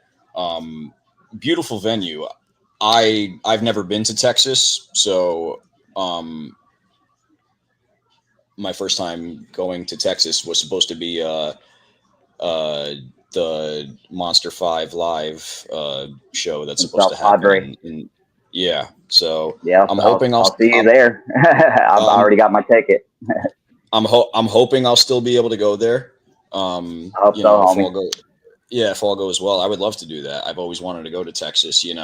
I think the cool thing about the Sportatorium was just the history. Like, it became so sacred for the history of wrestling that, like, when Steve Austin became Steve Austin and switched from being Stunning Steve, he used the Dallas Sportatorium and training under gentleman Chris Adams as like that was his jumping off point and everything. Like, anybody who was anybody came from the Dallas Sportatorium. Right. So sure, it's absolutely a bucket list thing of mine. It's just not. It doesn't exist anymore. Yeah, I think they tore it down a couple some years ago. Yeah, I don't think it exists anymore. But the reason why I brought that up is, of course, me growing up watching that wrestling all the time. Saturday nights, it was like a bond with my dad, and that's what we would do. Hang out and watch wrestling. But the way, when we watched the wrestlers, they were like family to us. Like you said, the Von Erichs, grew up close by Dallas and everything. So they were like our brothers, our, hometown heroes, stuff like that. But like I said, the reason why I brought that up is because that's the way JCW feels to me. You know what I mean? It's like, y'all have that bond with us, and, because we're all Juggalos, and, y'all rep Juggalo through and through. And then just like I said, just like always, just the sacrifice that you give to us. And, it just gives me that same feeling, that almost like what I used to feel, back in the day when I watched that World Class Championship Wrestling. So I appreciate it a whole lot. Thank you. Oh, dude. I mean, answers like that, and people like you are the reasons we do what we do. I've wrestled for some horrible crowds, in the past. And I got to tell you that there's no such thing as a horrible crowd when it comes to wrestling for the Juggalos. There is no such thing. You're wrestling for your family, who are going to cheer you because they want to cheer you, boo you because they are sick of the way you're acting. And, the Juggalos are never going to be indifferent to you. And that's what I like about them. They're going to tell you how they feel. They don't give a fuck. We don't give a fuck. Yeah, so. True. Real spit. Yeah, it's like we could read between the lines if you're trying to fake it or not. You know, if you're a true juggalo or just even a true person in general, we can read you right off the bat. But if you're trying to throw a fake whoop whoop or anything, we're gonna pick it up right away. That's a fact. That's a fact. Wrestler, I don't even know her. Pia wants to suplex Bob at the gathering. You know what? You know what? You can. I'll let her. I was gonna. You know what? I was gonna say. I was gonna say let's bring back backyard wrestling at the gathering, but no, I'm good on backyard wrestling forever. For now, right? I'll watch it, but I don't ever want to. I'm never doing it. I'm never wrestling unless it's in a ring or on the outside of a ring, like in a. No, I'm good on the outside on the grass. Well, you and JP don't really like that style of wrestling, yeah, right? I love wrestling like that. I don't know. I'm a deathmatch fan. But see, I'm a deathmatch. I grew up on ECW. I grew up on the Attitude Era. So like I was raised on Hardys, Dudleys, and Rob Van Dam and stuff like that. So I like violent wrestling. I don't want to go out there and just bleed for the sake of it or get hit with glass or just I don't want to get hurt just for the sake of getting hurt. Right. But there is an art to deathmatch. I respect it. There are guys who I would want to wrestle in death matches if and when, but this was kind of just more like a reckless stunt more than anything. I think like one of my best friends in the business, Bear Bronson, just started doing death matches, and I think he's been the breakout star. He's like the only good thing about the only good thing about GCW right now, as far as I'm concerned, and that's because he's going out there and he's doing what he loves, and he's just putting his heart and his soul into wrestling. That's what you're going to get in death matches from guys who do it right. Is you're going to get passionate individuals who know how to tell a story and know how to build. I don't want to say all death matches is just it's another form of wrestling, but that's really all it is. It's just the way that you would structure a match. It's based on more horror film elements than traditional film elements, but horror movies are movies nonetheless. So it's just like Juggalos are people. People like to assume that basically anything that is different than what they were raised on is wrong, and that's not the case. So so in regards to the extra dates for the gathering, yes, that is going to be the Tuesday is going to be a Lunacy taping or a Lunacy live. I believe it's going to be a live. So everyone, make sure you get there on Tuesday, get set up, and then come over and watch some wrestling and bring me a fatty and some edibles. Yeah, he likes to smoke fatties. Mm-hmm. Hell yeah. All right. So I like Reese's. I've been wanting to try those peanut butter and jelly Reese's. I've been meaning to do that. Peanut butter and jelly Reese's? Yeah, What they sort have of like. jelly are they? I'm pretty sure I'm pretty sure they have a grape jelly or they have a strawberry jelly. Yeah, they have both flavors. Grape and strawberry. I gotta try it. Yes, yes. It's gonna be live streamed. Have you had a grape Faygo hot dog? Yeah, I prefer Faygo Red Pop. Like grape Faygo isn't my favorite. Just because I'm not like I'm not the biggest grape soda fan, but I don't mind them. I could drink Red Pop every day. I think it's the best Faygo.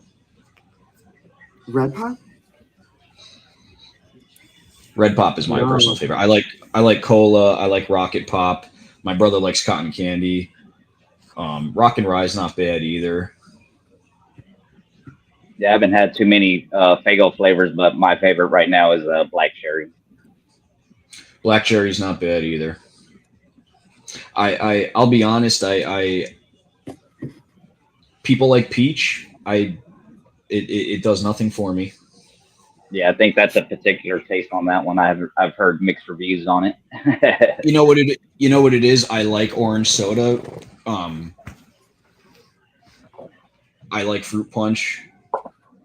I don't like a lot of citrus. I don't like so I'm not really into Moon Mist. I'm not really into like Mountain Dew or anything like that. I like root beer. Like I like Faygo root beer a lot. But typically I'm a Coke Pepsi person. Like my favorite non-Faygo soda is Wild Cherry Pepsi.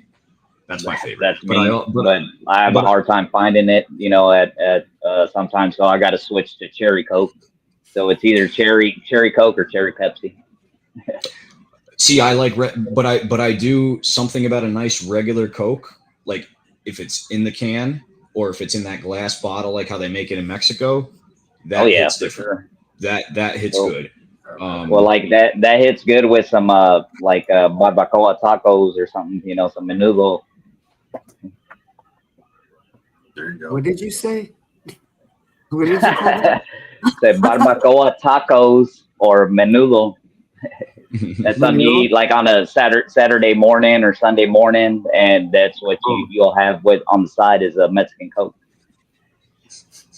Well, those are good. I've had Mexican Coke before. They're sugary, right? Yeah, they're very good because that's where it's actually brewed. Mexico has more like too, if you know what I'm saying. Oh my God, Bob. There weren't enough subtitles. You might want to hit up Juggalo Snowman for that. No, I'm clean, man. I'm sober now. Sober. You don't like cocaine. You just enjoy the way it smells. Right. I like the wrestler. Yeah. He's pretty dope. Yes. Pretty dope guy. It's Violent J in there, you know. Violent J in there under that mask. More like violent cocaine. That's right. So I think the last two clips that we want to show are this takeaway from the GCW-JCW brawl in Kansas City that took place at the end of the Mickey Knuckles Masha Slamovich match. I would like to show you guys the commercial for the 2-day war, just so we can get some last minute advertisements for that, and then I'll answer any and all questions until this is done. Oh yeah, I'll play that right now. Just give me one second. You good? You good? Fuck 'em up, hit 'em with a I'm from the Fight Club. You know we got the love. Bring it down, sing it, the king of the ring. Gang, swing, bitch. Cook you like a chicken wing. UFC can't fuck with me. I'm the ultimate champ. Jiu-jitsu, I'm down. You can go ass down. Boom, bang, goddamn, slam down. If you looking for a motherfucking fight, here I am. Fight Club. And you can hang low to put some lead slam. Fight Club. You think you hard enough, dropping these with uppercuts. Fight Club. And you can hang low to put some lead slam.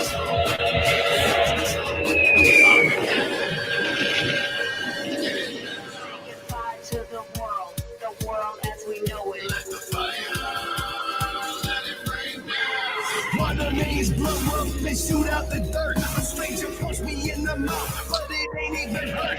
Bullets in the air, glass is breaking. There's no mistaking, the fucking earth is quaking. Burning chopper crashing through the house next door.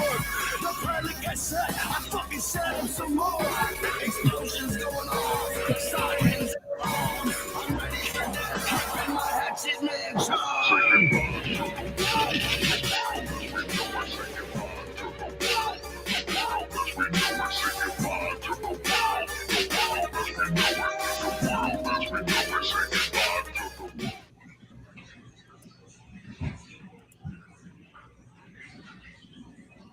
Uh-oh, where are we? I don't know. Not just me? It's being weird. Sorry. It's all good. Are readers allowed at the gathering? Do you mean like reading glasses? Is Dr. Fell asking that? He always says that because he thinks I'm always like looking at the chat like this. Oh, okay. How do I?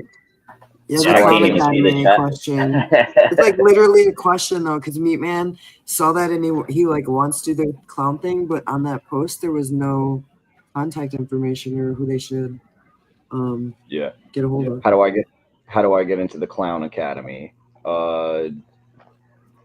Send a case of cherry pie to 69 Hyman Drive in Lake Titicaca, Illinois. Bring 40 cases of coconut Red Bull. And they all have to be hung from your butt cheeks. That's all right. of them. That's exactly how you At do it. once. And, if you do, and only if you do that will you be accepted to our interns and out support clown program. We're a little full on the clowns right now. Reader, I don't even know. Oh, jeez. You aware that JCW is planning a West Coast and Texas tour? Is there a chance that we'll see JCW on the Juggalo Island? Yes, you will see JCW on the South Padre Island show. As far as the West Coast, I believe that's the plan. I don't have anything officially confirmed, but guess we'll have to wait and see. Yeah, actually. I just saw a different question, but it's way up there. Did you see it, Bob? Dang it. Favorite theme except oddities, Dibs. I can't find it. I'll be at the parking lot whoring myself out day 0 to get in. Nice.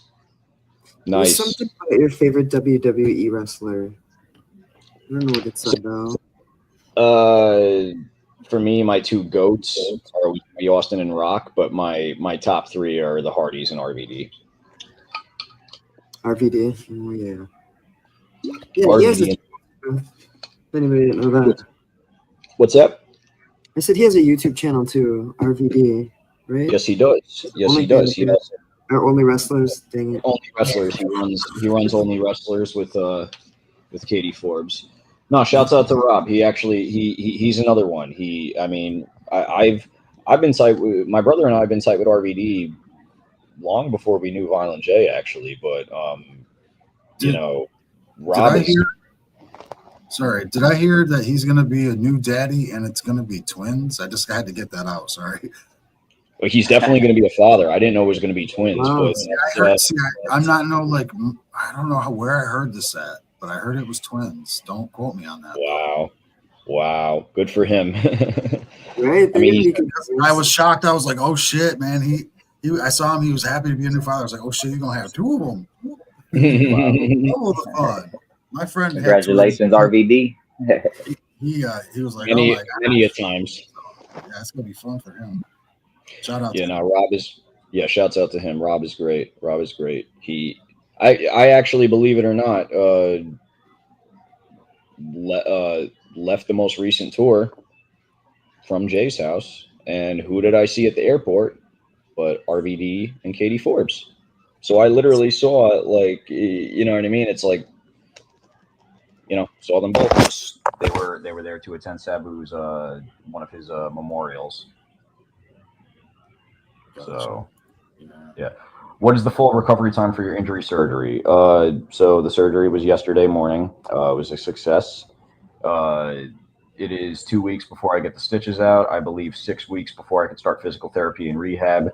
And then it's whatever they tell me. I'm not going to be in any sort of rush to get back in the ring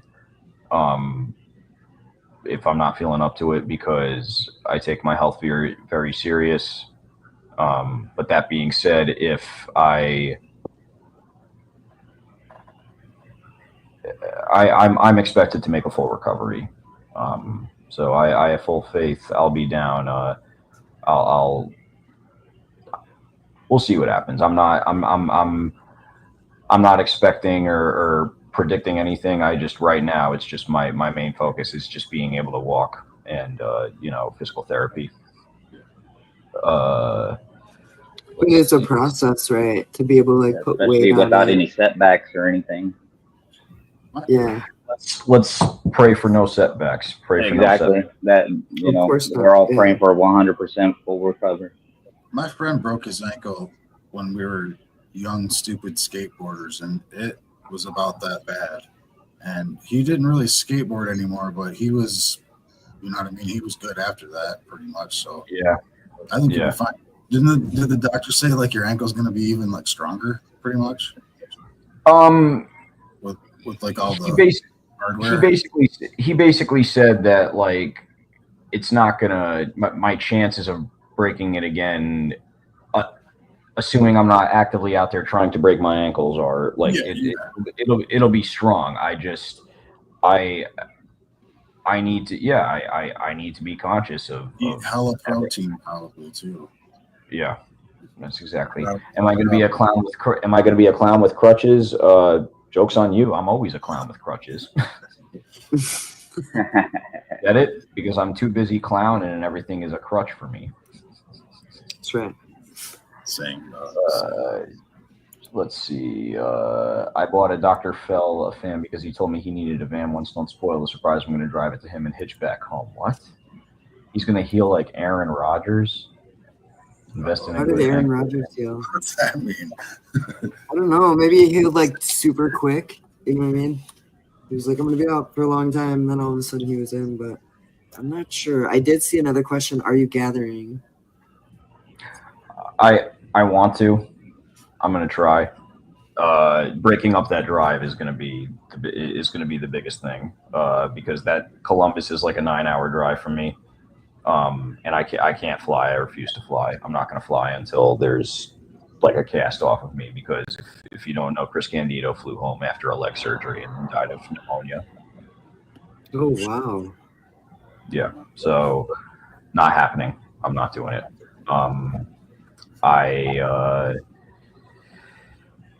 Yeah. So, freakishly fast. Yeah. I don't want to rush it because I don't want it to get hurt, and you know I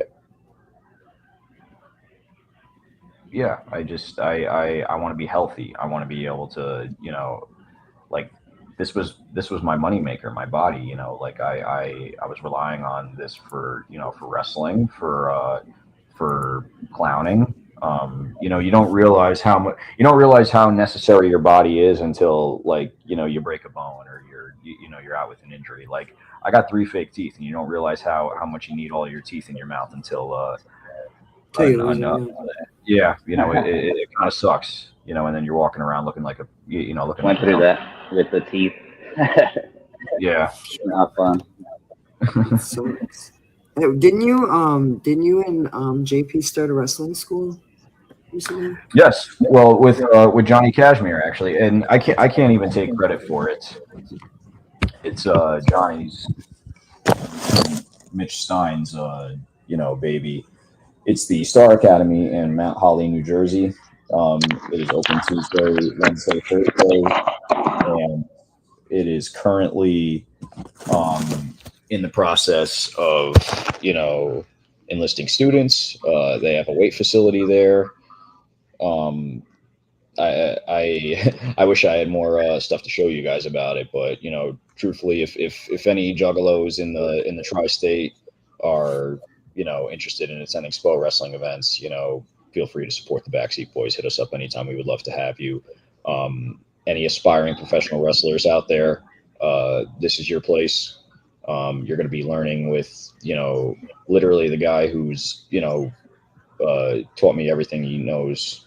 Responsible for me, still being in the business, because if not, I would have quit. It's just that simple. So,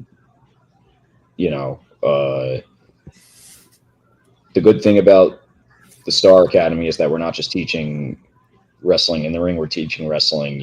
We're teaching the business. We're gonna, I want to focus a lot on, social media, on video editing, on web conferencing, on stuff like this, on things that you have to do to get your brand over at all times. I got to, it's very perfect. Thank you. Here we go. Pro Wrestling Star Academy. Nice. Here we go. That's so dope. So if anyone's interested, we do have two subscribers that were Jug of the Week, and one is Insane Joe Payne. He wants to try out for JCW, and then we also have Caden, who said he was going to start trying to wrestle, so he might be interested in that. Well, sure. I will say this, if you are serious about actually wanting to be a wrestler, there's 2 things I'm going to say. Number 1, invest in a legitimate professional wrestling school, and number 2, have goals outside of JCW. And the reason I say this is because just because I'm a juggalo, just because these 3 letters right here were always a goal for me, doesn't mean that they were the only goal for me. And that being said, you never want to start, like, how do I explain this? I'm very thankful for the journey that I had, because despite the setbacks I've had, and despite, you know, the amount of time it took me to really, you know, like, really understand the business and really understand, you know, like, how to work and whatnot. I'm thankful, because this business is about making mistakes. This business is about, you know, falling down and getting back up, and then falling down again, and then getting back up again. Because that's life. You're never gonna have anything handed to you on a silver platter, and people who have things handed to them on silver platters never understand the work that goes into actually getting goals done. You're going to learn about that at the Star Academy. You're going to learn about what it's like to pay dues. You're going to learn about what it's like to actually want something and have to earn it and not be handed it. You know, I'm having more fun in JCW and being a big fish in a small pond than I was doing extra work for WWE and AEW. So maybe that's a me problem, but I see it as, if I could help the business grow outside of corporate wrestling, so that there are more opportunities for guys to learn the business, so that they can go get jobs in corporate wrestling, then so be it. So, quick question, Tommy, regarding the PWS. We're going to call it the Star Academy, because PWS is the former name of a promotion out here in Jersey, Pro Wrestling Syndicate. So, yeah, the Star Academy, does it also double as a wrestling venue like Wrestle Center in Memphis? I believe there are plans to do events there. I don't want to blow the spot, but there is. It's not a huge facility. It's a low ring, because the ceiling is, like, you know, the ceiling isn't super high or anything, but, you know, you could get up and go on the top rope. It's not a bad venue at all, but if it's not a huge facility at all. There is enough space to hold a small crowd. So to answer your question, yes. I was going to say earlier, Pia was talking about she wanted to be a referee. Mm-hmm. No, I didn't. I said I want to be a manager. I want to be a manager, but you can't be a manager because you have to be a wrestler or something. Be a manager. You have to, like, actually take classes or something. Oh yeah, that's what you said. Yeah. You and Jeeves need to wrestle. Because you already beat him. I would wrestle Jeeves. Yeah. I think this is what needs to happen. I think Strange needs to wrestle Jeeves. I think Mosh Pit Mike needs to wrestle Jasmine St. Clair.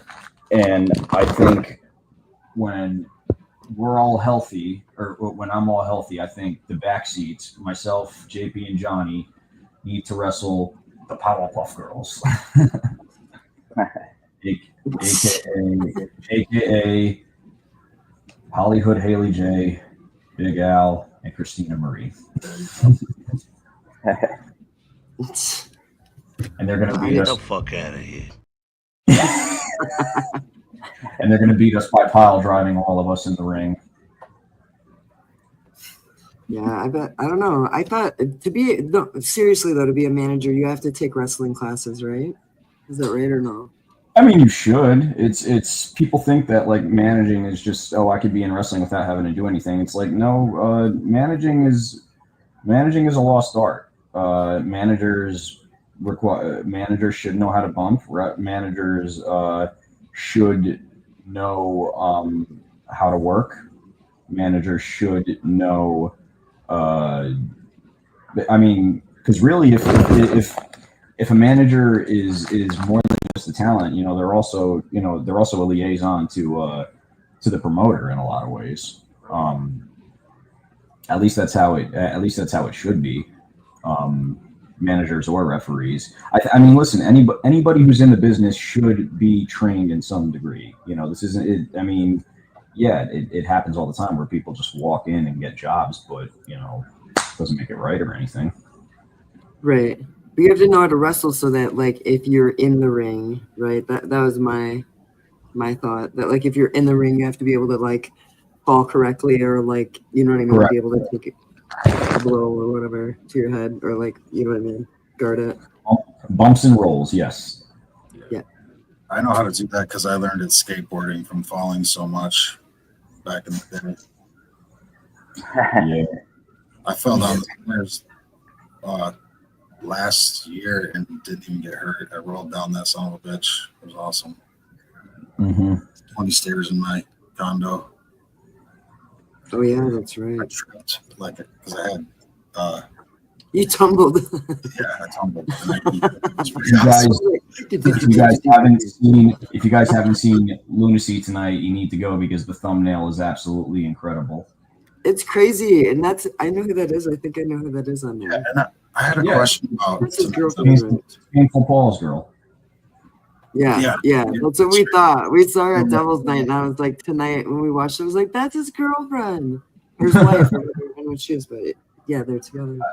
Yeah, I mean, it's always nice when you could just identify a woman by anything but her face, and that's not saying she's a butterface. Ashley is a very, very beautiful woman. It's not what I'm saying. But just go watch the episode. That's all I'm saying. Yeah, it was a super good episode. I like it. That was 2 in 1 week. That was pretty good. Yeah, is that something you guys are going to do regularly? Well, we've done the double creature feature double episode in the past, like 2 in a day, but I think this was different. I think we just wanted to release 2 at 2 different points in the week. I mean, we still have another 4 episodes of Lunacy to drop before the gathering. So, but I think we also want to be caught up by the gathering too. So, I mean, that's 4 weeks. The gathering's gathering's about 4 weeks away. Right? 32 something. Yeah, days away. 34. I also wanted to say I'm gonna mark out for a second. I was pretty stoked about seeing Evil Dead. Something mentioned tonight about that. That was pretty neat. That was pretty in the chat. Cool. You mean? No, and I guess I spoiled it. I don't want to be a spoiler. What are you talking about? In the episode tonight. We watched.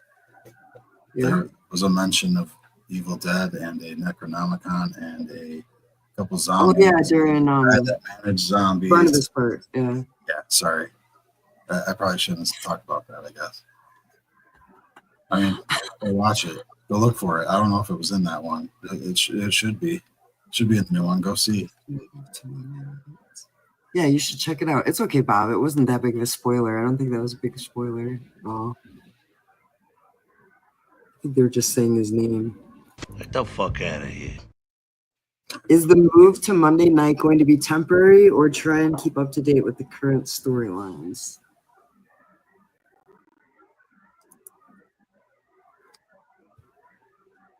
Uh-oh. Was our mic dead? You're muted. Sorry. Apologize. I don't know exactly if we're doing a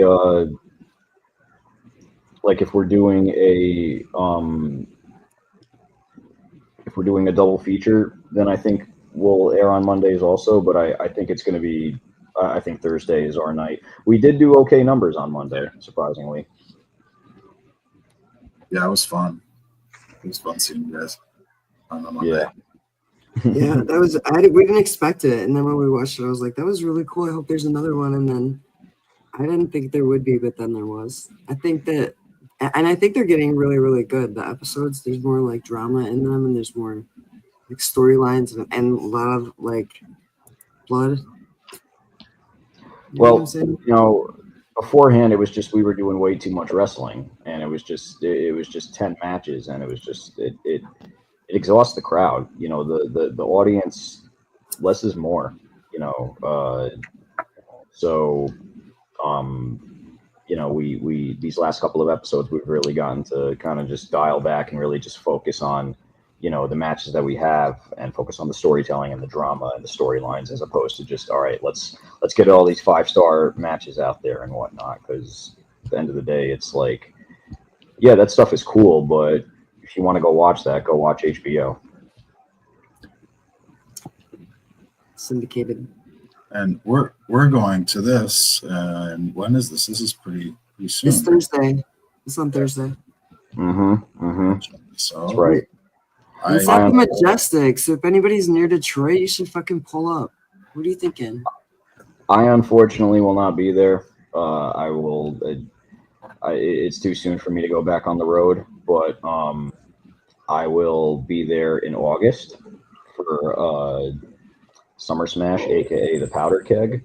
I'm really upset that I'm missing this, but you know. And also, if Jugs can't pull up, it's going to be streaming on Triller. Yep, that's right. You guys can't pull up. Make sure you watch it live on Triller. It's going to be a Thursday show because that's where I'm going to be watching it from. So, yeah, it should be good. So yeah, Jugs, make sure y'all either pull up to the show or pull up to Triller and show love for JCW. That's a fact. Yeah, there was a question. I don't know if you can answer that or not, but that's a question in the chat. Who is wrestling at the gathering? All right. So I can't give away matches, but what I can do is I could at least I could give you guys a sneak peek at some of the wrestlers who will be at the gathering. So let me pull this up real quick. Oh man, I'm getting psyched for the gathering. It's crazy. Me too. You're muting me, Strange. It's getting so close. I said it's getting so Yeah, close. this time is flying. Still got a lot to prep, but I'm still hyped to see the family, see my Bramble pros up. I'm excited. What do you want, I'm gonna Dill? do the zip line. I think I'm doing the zip line. What shirt do you want, Dill? I'll buy you one. Yeah, there's lots of good merch. Backseat Boyz has their own merch too, actually. Like send me the text or I'll send you a text of the shirts when that day. I'll totally remember, and I'll buy you some. Dude. All right. Hell yeah. So these are some of the confirmed superstars that I can let you know will be at the gathering of the Juggalos. Ooh. You will see from Team GCW, you can expect Joey Janela, Effie, Dr. Redacted, the JCW Tag Team Champions Young, Dumb, and Price. And right now, that's all I could officially confirm. But for JCW, you will see the Backseat Boyz. Fuck yeah. Mickey Knuckles. Whoop. Fuck Whoop, yeah. whoop. Fuck yeah. Whoop. Hey, there we go. You'll see the Backseat Boyz, Mickey Knuckles, Okay. Mosh Pit Mike, Fuck yeah. Whoop, whoop. Luigi Primo, Fuck yeah. the entitled Juggalo, Caleb Conley, and the manservant Jeeves. Ooh. Chiefs for comedy stage. I gotta say that. Yes. That'd be great. You guys, And I'd love to see any comedians there. I don't see nothing. And of course, the Bad Wolf, Mecha Wolf. Ooh. So yeah, that's awesome. That's enough to tell, Or Mecha Wolf, sorry. But that's pretty much that's a lot of guys that you've been seeing on Lunacy lately, and a lot of guys that you would see at GCW. So I hope I don't think I really spoiled anything there. I didn't give matches away. No. Of course, that's not all that's going down. You know what I'm saying? Are you allowed to say what days it's on? Like the 2-day? The 2-day war is on the 14th and the 15th. Okay. That's all advertised. So that'll be Thursday and Friday, right? Thursday, Friday, yes. Tuesday will be the Lunacy stream, and Wednesday is the JCW tryouts wrestling school. Which I don't know. Is there a show at day 0? What do you mean? Is there a show at day 0? Like the Tuesday? Yeah. Yeah, that's the Lunacy. Remember Okay, I got you. Yeah. Yeah, that's Instead of doing it outside of the gathering, they're doing it at the gathering this year. Okay, I remember last year it was at that little place down the way. Yeah, that was cool, but this time around they're just going to do it at the gathering because they're gonna open it up early for everybody. So it's That's so dope. Oh, that's gonna be sweet. Yeah, man. Right? Hell yeah. That's a lot of cool names that are going to be at the gathering. Like I'm super excited because I had no idea either. I was like, I don't know who it possibly could be. You guys excited for Tech 9 and 3-6 Mafia? I'm excited for 3-6 Mafia and Tech 9. I'm excited for a lot of bands, and I think a lot of people were like, I don't know, but I think I could probably name like 20 people I'd like to see. I saw Cottonmouth Kings got announced, and here's a weird piece of history. One of my I'm not going to name who, but one of my cousins actually used to date Johnny Richter. Oh wow! Yeah, small world. Right, the world is just like this small little circle of people. It's a matrix. You're in the matrix, Tommy. After all. Yeah. I got some homies performing their own little personal set, so that's what I'm mostly hyped for. Hell yeah. To see, performance wise. That's dope. I'm looking forward to seeing I would like to see 3-6 since I didn't get to see DJ Paul last year. I wish Bone Thugs were performing, but I understand why. Tech I'm looking forward to. Cottonmouth Kings will be cool. Is the ring going to be next to the main stage, or will it be on the main stage like last year? I believe it's going to be by the main stage, but it's also like off to the side. No, all the shows are going to be live this year. So the Lunacy will be a live Lunacy that'll be streamed, and the 2-day war is going to be. It's not going to be Lunacy. It's going to be GCW versus JCW on Triller. I don't know about tryouts. I mean, it would be cool if maybe we could have someone, by and filming some B-roll and stuff. But but as far as certain things like that, it's like, I mean, who knows? If somebody did a live during the JCW tryouts, would y'all watch? Right. I've seen it. Live.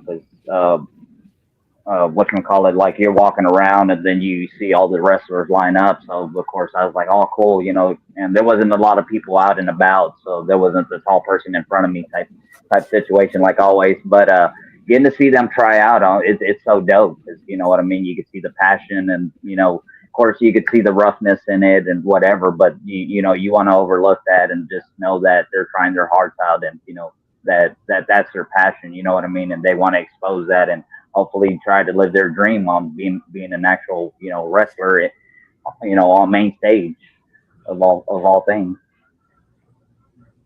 Yeah, El Juggalo said he would love to see the tryouts live streamed. Well, if we can get a signal, we could probably live stream something of the sort. That's usually the problem out there. Yeah, that's what I'm trying to. I would definitely.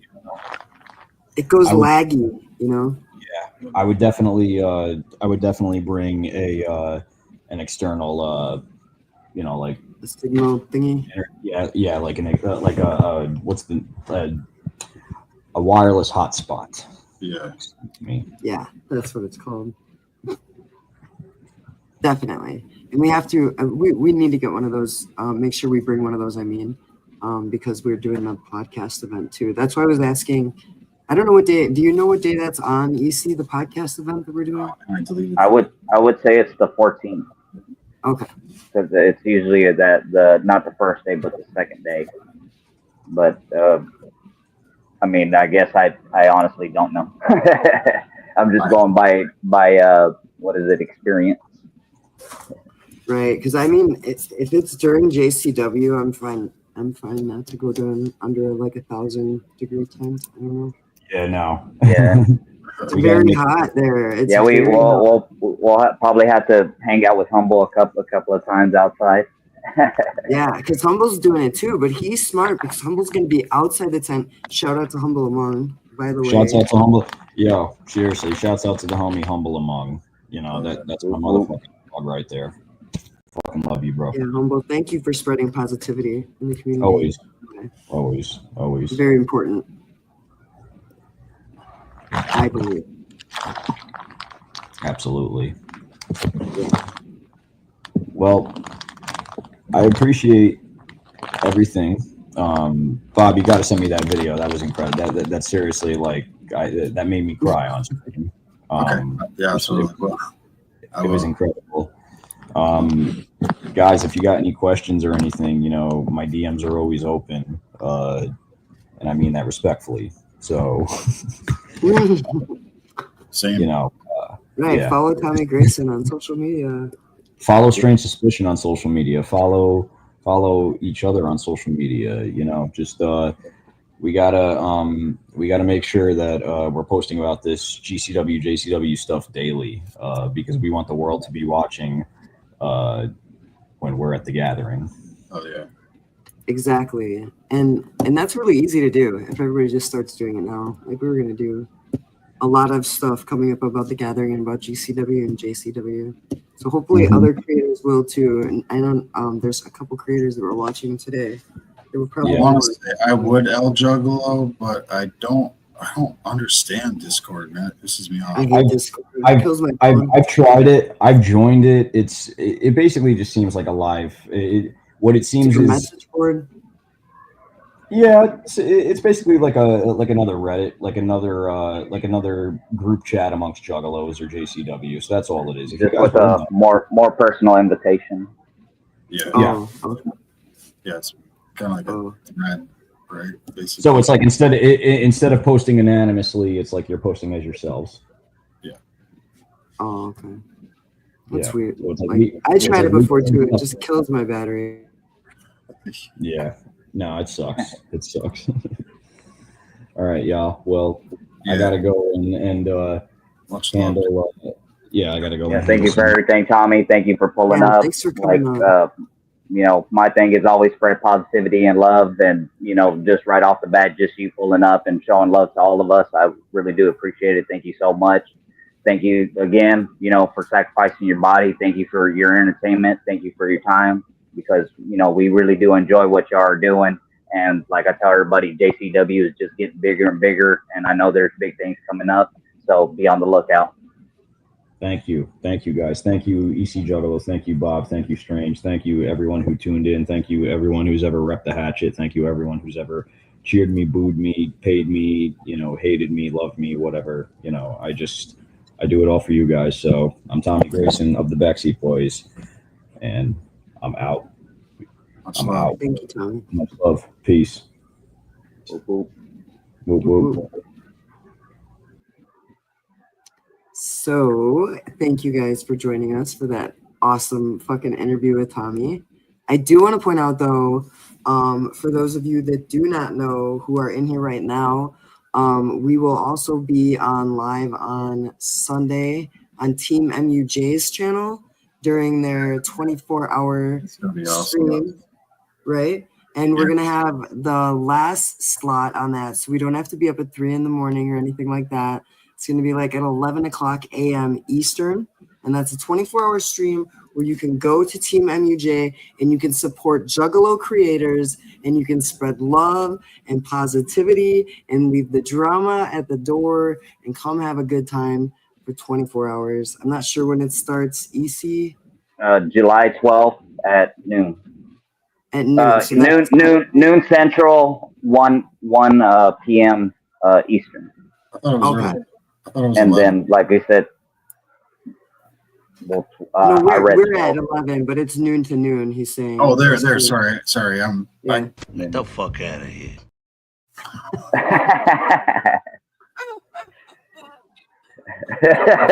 I hear him. Get the fuck But out yeah, of here. it's from noon to noon. Of course, make sure everybody pull up. Show love to Team MUJ. They're gonna have a lot of different events, a lot of jugs pulling up. All kinds of creators are pulling up. To have their time slots, their freshness of whatever they're promoting or whatever that they do on their channel. And just plain and simple, Team MUJ, they've been my homies, ever since that I've got to meet them face to face, and they've always showed me love. Just to a scrub. You know what I mean? I'm just a scrub that spreads love. I'm nobody. You know what I mean? Like I told Strange today, it's like all I am is a vessel for the carnival. Whatever positivity and love that I'm shelling out, that's what the carnival's, coming through me and passing it out to all the juggalos, to all the family. So thank you. Yeah.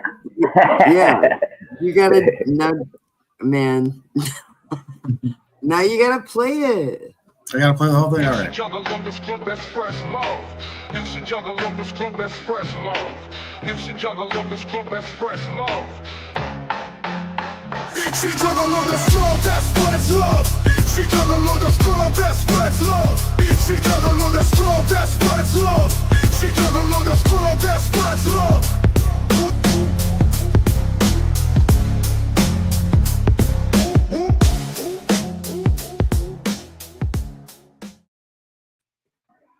Oh yeah. But like basically what I'm trying to say is I want all the jugs to pull up to Team MUJ and show them the same love that they show us. They've always promoted that it's not about the numbers, but if we could show them, how much we love them, more than the usual people, if we could bring true jugs that are positive and loving and going to show love, pull up, because that's what we want. We want positive jugs and we want to show love. Whoop, whoop. Hell yeah. Oh yeah. Please, as EC said, yeah, dude. As EC said, I will say the opposite, but I'll say the same thing. Stop supporting negative creators, please. It's disgusting. Stop it. It's disgusting and it's pointless, and it just makes everybody look dumb for trying to do good. And it's better to do good than to do bad. So don't support people who do bad. Support people who do good, and please support each other. Shout out to Frankie Goldie, by the way. Whoop, whoop. That's the homie I never met. I feel like we're gonna be homies, but we're not. He's pretty dope. We're gonna have him on sometime. I'm not gonna say when because I'm sure I can't schedule anything at this time. But shout out Uncle Frankie. Oh, yeah. Shout out to Frankie Goldie. Shout out to Silver Stasher. Shout out to Apollon. To Combat. Flash Cat. And Flash Cat said, just like when you said you were nobody, I was gonna say you're everybody, and I didn't say it. And then she said we're all everybody and nobody at the same time. Right? True that. Yeah, exactly. Ignore the hate. Yes, exactly, Flash Cat. Exactly my thoughts. I just want everybody to go to the gathering this year and make it normal to walk up to somebody and you have no idea who they are, right? And you just walk up and you put a smile on their face, or you hand them a water, or you fucking say, hey, your shirt is dope, or you say like, damn, that weed smells good. I don't care what the fuck you say. Talk to somebody that you don't know, give them a hug, welcome them home. I think that should be normal at the gathering. My brother is going to the gathering for the first time this year. I want everybody to give him a hug, and I want everybody to say what's up to Swift and make his first time beautiful. But I want everybody else's time to be beautiful too. So please just shut out all that hate. Listen, please do that. I want some hugs for everyone else. Hug the stranger. You guys can hug me. Yeah, you guys can hug Bob too. I know I look scary, but I'm not. He's not scary. He's awesome. Get the fuck out of here. Right, but please, like, I love that you guys are saying that in the chat. Like, you're agreeing with that. I think that, yeah, it can change your whole world, and it can change every. Like, think about if every moment at the gathering, people were like, I don't care who likes who. I'll tell you what, there are people that I don't like either, but just don't see them. Just have your own happiness. Just stay away from people that you don't like and let them have their thing. And you do your thing, but do the positive thing because we're better than that. Right? EC just lost his battery. Happens every time when I'm talking too much. Anyway, though, yeah. It's all good. Yeah, anyway, though, there he is. See? He got battery. Bam. He got battery. That's right. When you have at least 25 new friends, Flash Cat said. Yeah, literally. And EC told us that, you told us that if you wouldn't have met, who was it? Who was the first person that you knew? Humble. And you're all by yourself, right? Is that what you were telling me? Yeah. Yeah. So you never know. You can say hi to And someone. like I said, from Humble, I met Emily. From Emily, I met Whoop and Taffy. And then from Whoop and Taffy, I met Ruby. I met Will Gates. I met Nick. You know, met all the homies from there on. Yeah, and we're all there. We're all there for love. So there's no reason why we shouldn't do anything but spread love. You know what I'm saying? I just want to be. If I have a YouTube platform of any size, I'm going to use it to say at the gathering, be nice to each other. That's all I'm saying. Just be nice. Just be civil. Don't throw glass at anybody, by the way. Gross. It's mean. Don't mean, you know what I mean? Don't hurt people. Fuck that. But what was that video about when Violent J was saying that? You remember that? He said if somebody throws glass, fucking drop them. Like, you know what I mean? I wish I would have. No throwing nitrous tanks. Yeah, don't throw nitrous tanks. Don't throw glass. I don't think those are. I don't know if you can get those anymore. What? Nitrous tanks? Can you get them still? Of course. That's the gathering sound. That's one of the gathering sounds, along with the bullhorn. Do they? I didn't think they still sold them in stores like they used to. I thought they or at the JO3, there was a little corner store around the way that everybody was getting them. Oh, they must have They got all kinds of flavors now. I saw they got a lawsuit for blueberry or some shit. I was like, what the fuck? Damn. I mean, I done stupid shit when I was a kid, obviously, but I don't know, man. I can't do that kind of shit. This shit don't get me high. Like, just a waste of my time, personally. But I don't do drugs, so I only smoke weed. Yeah. Yep, that's right. I would have to do bottle after bottle after bottle after bottle, and then just make me sick. I'm down with that. So, you know, I ain't. Everybody can do whatever they want, but I don't know, man. I'm just saying, in the spirit of people like EC Juggalo and Whoop Conda, who thanks people for existing. Like how beautiful is that to say to somebody? Do you know what I mean? People showing love like that, I want it to be more normalized. So that's all I'm saying. This year, please just try to have that vibe at the gathering. Yeah, that's what we call legendary love. Have that legendary love, right? Exactly. Like we all deserve that. EC equals MC love, right? Like. So this is the part of the stream where my headphones die, of course. So I'm gonna jump in the chat. Oh shit, EC. That's okay. We've been on for a while. You know me, it's always something. My phone is also going to die, so we will see everybody on Sunday at 11 a.m., but not here. You're not going to see us here. You're going to see us on Team MUJ. So if you have not already, go over to Team MUJ and push the subscribe button and click on all their videos and hit the like button on all their videos and do the comment and the algorithm things for them because they certainly deserve it. And set your notifications. Right, and put the notifications on, set the notifications to all. And that's where you can find me and Weird Bob and EC Sunday at 11 a.m. Eastern. So it's 10 a.m. Central. See you guys. I'm good. See you guys. Thanks for coming. Thank you, everybody, for pulling up. Thank you for showing Tommy love. And like always, support the fam. Spread love and positivity. Whoop, smoke. Smoke. Smoke. About that time.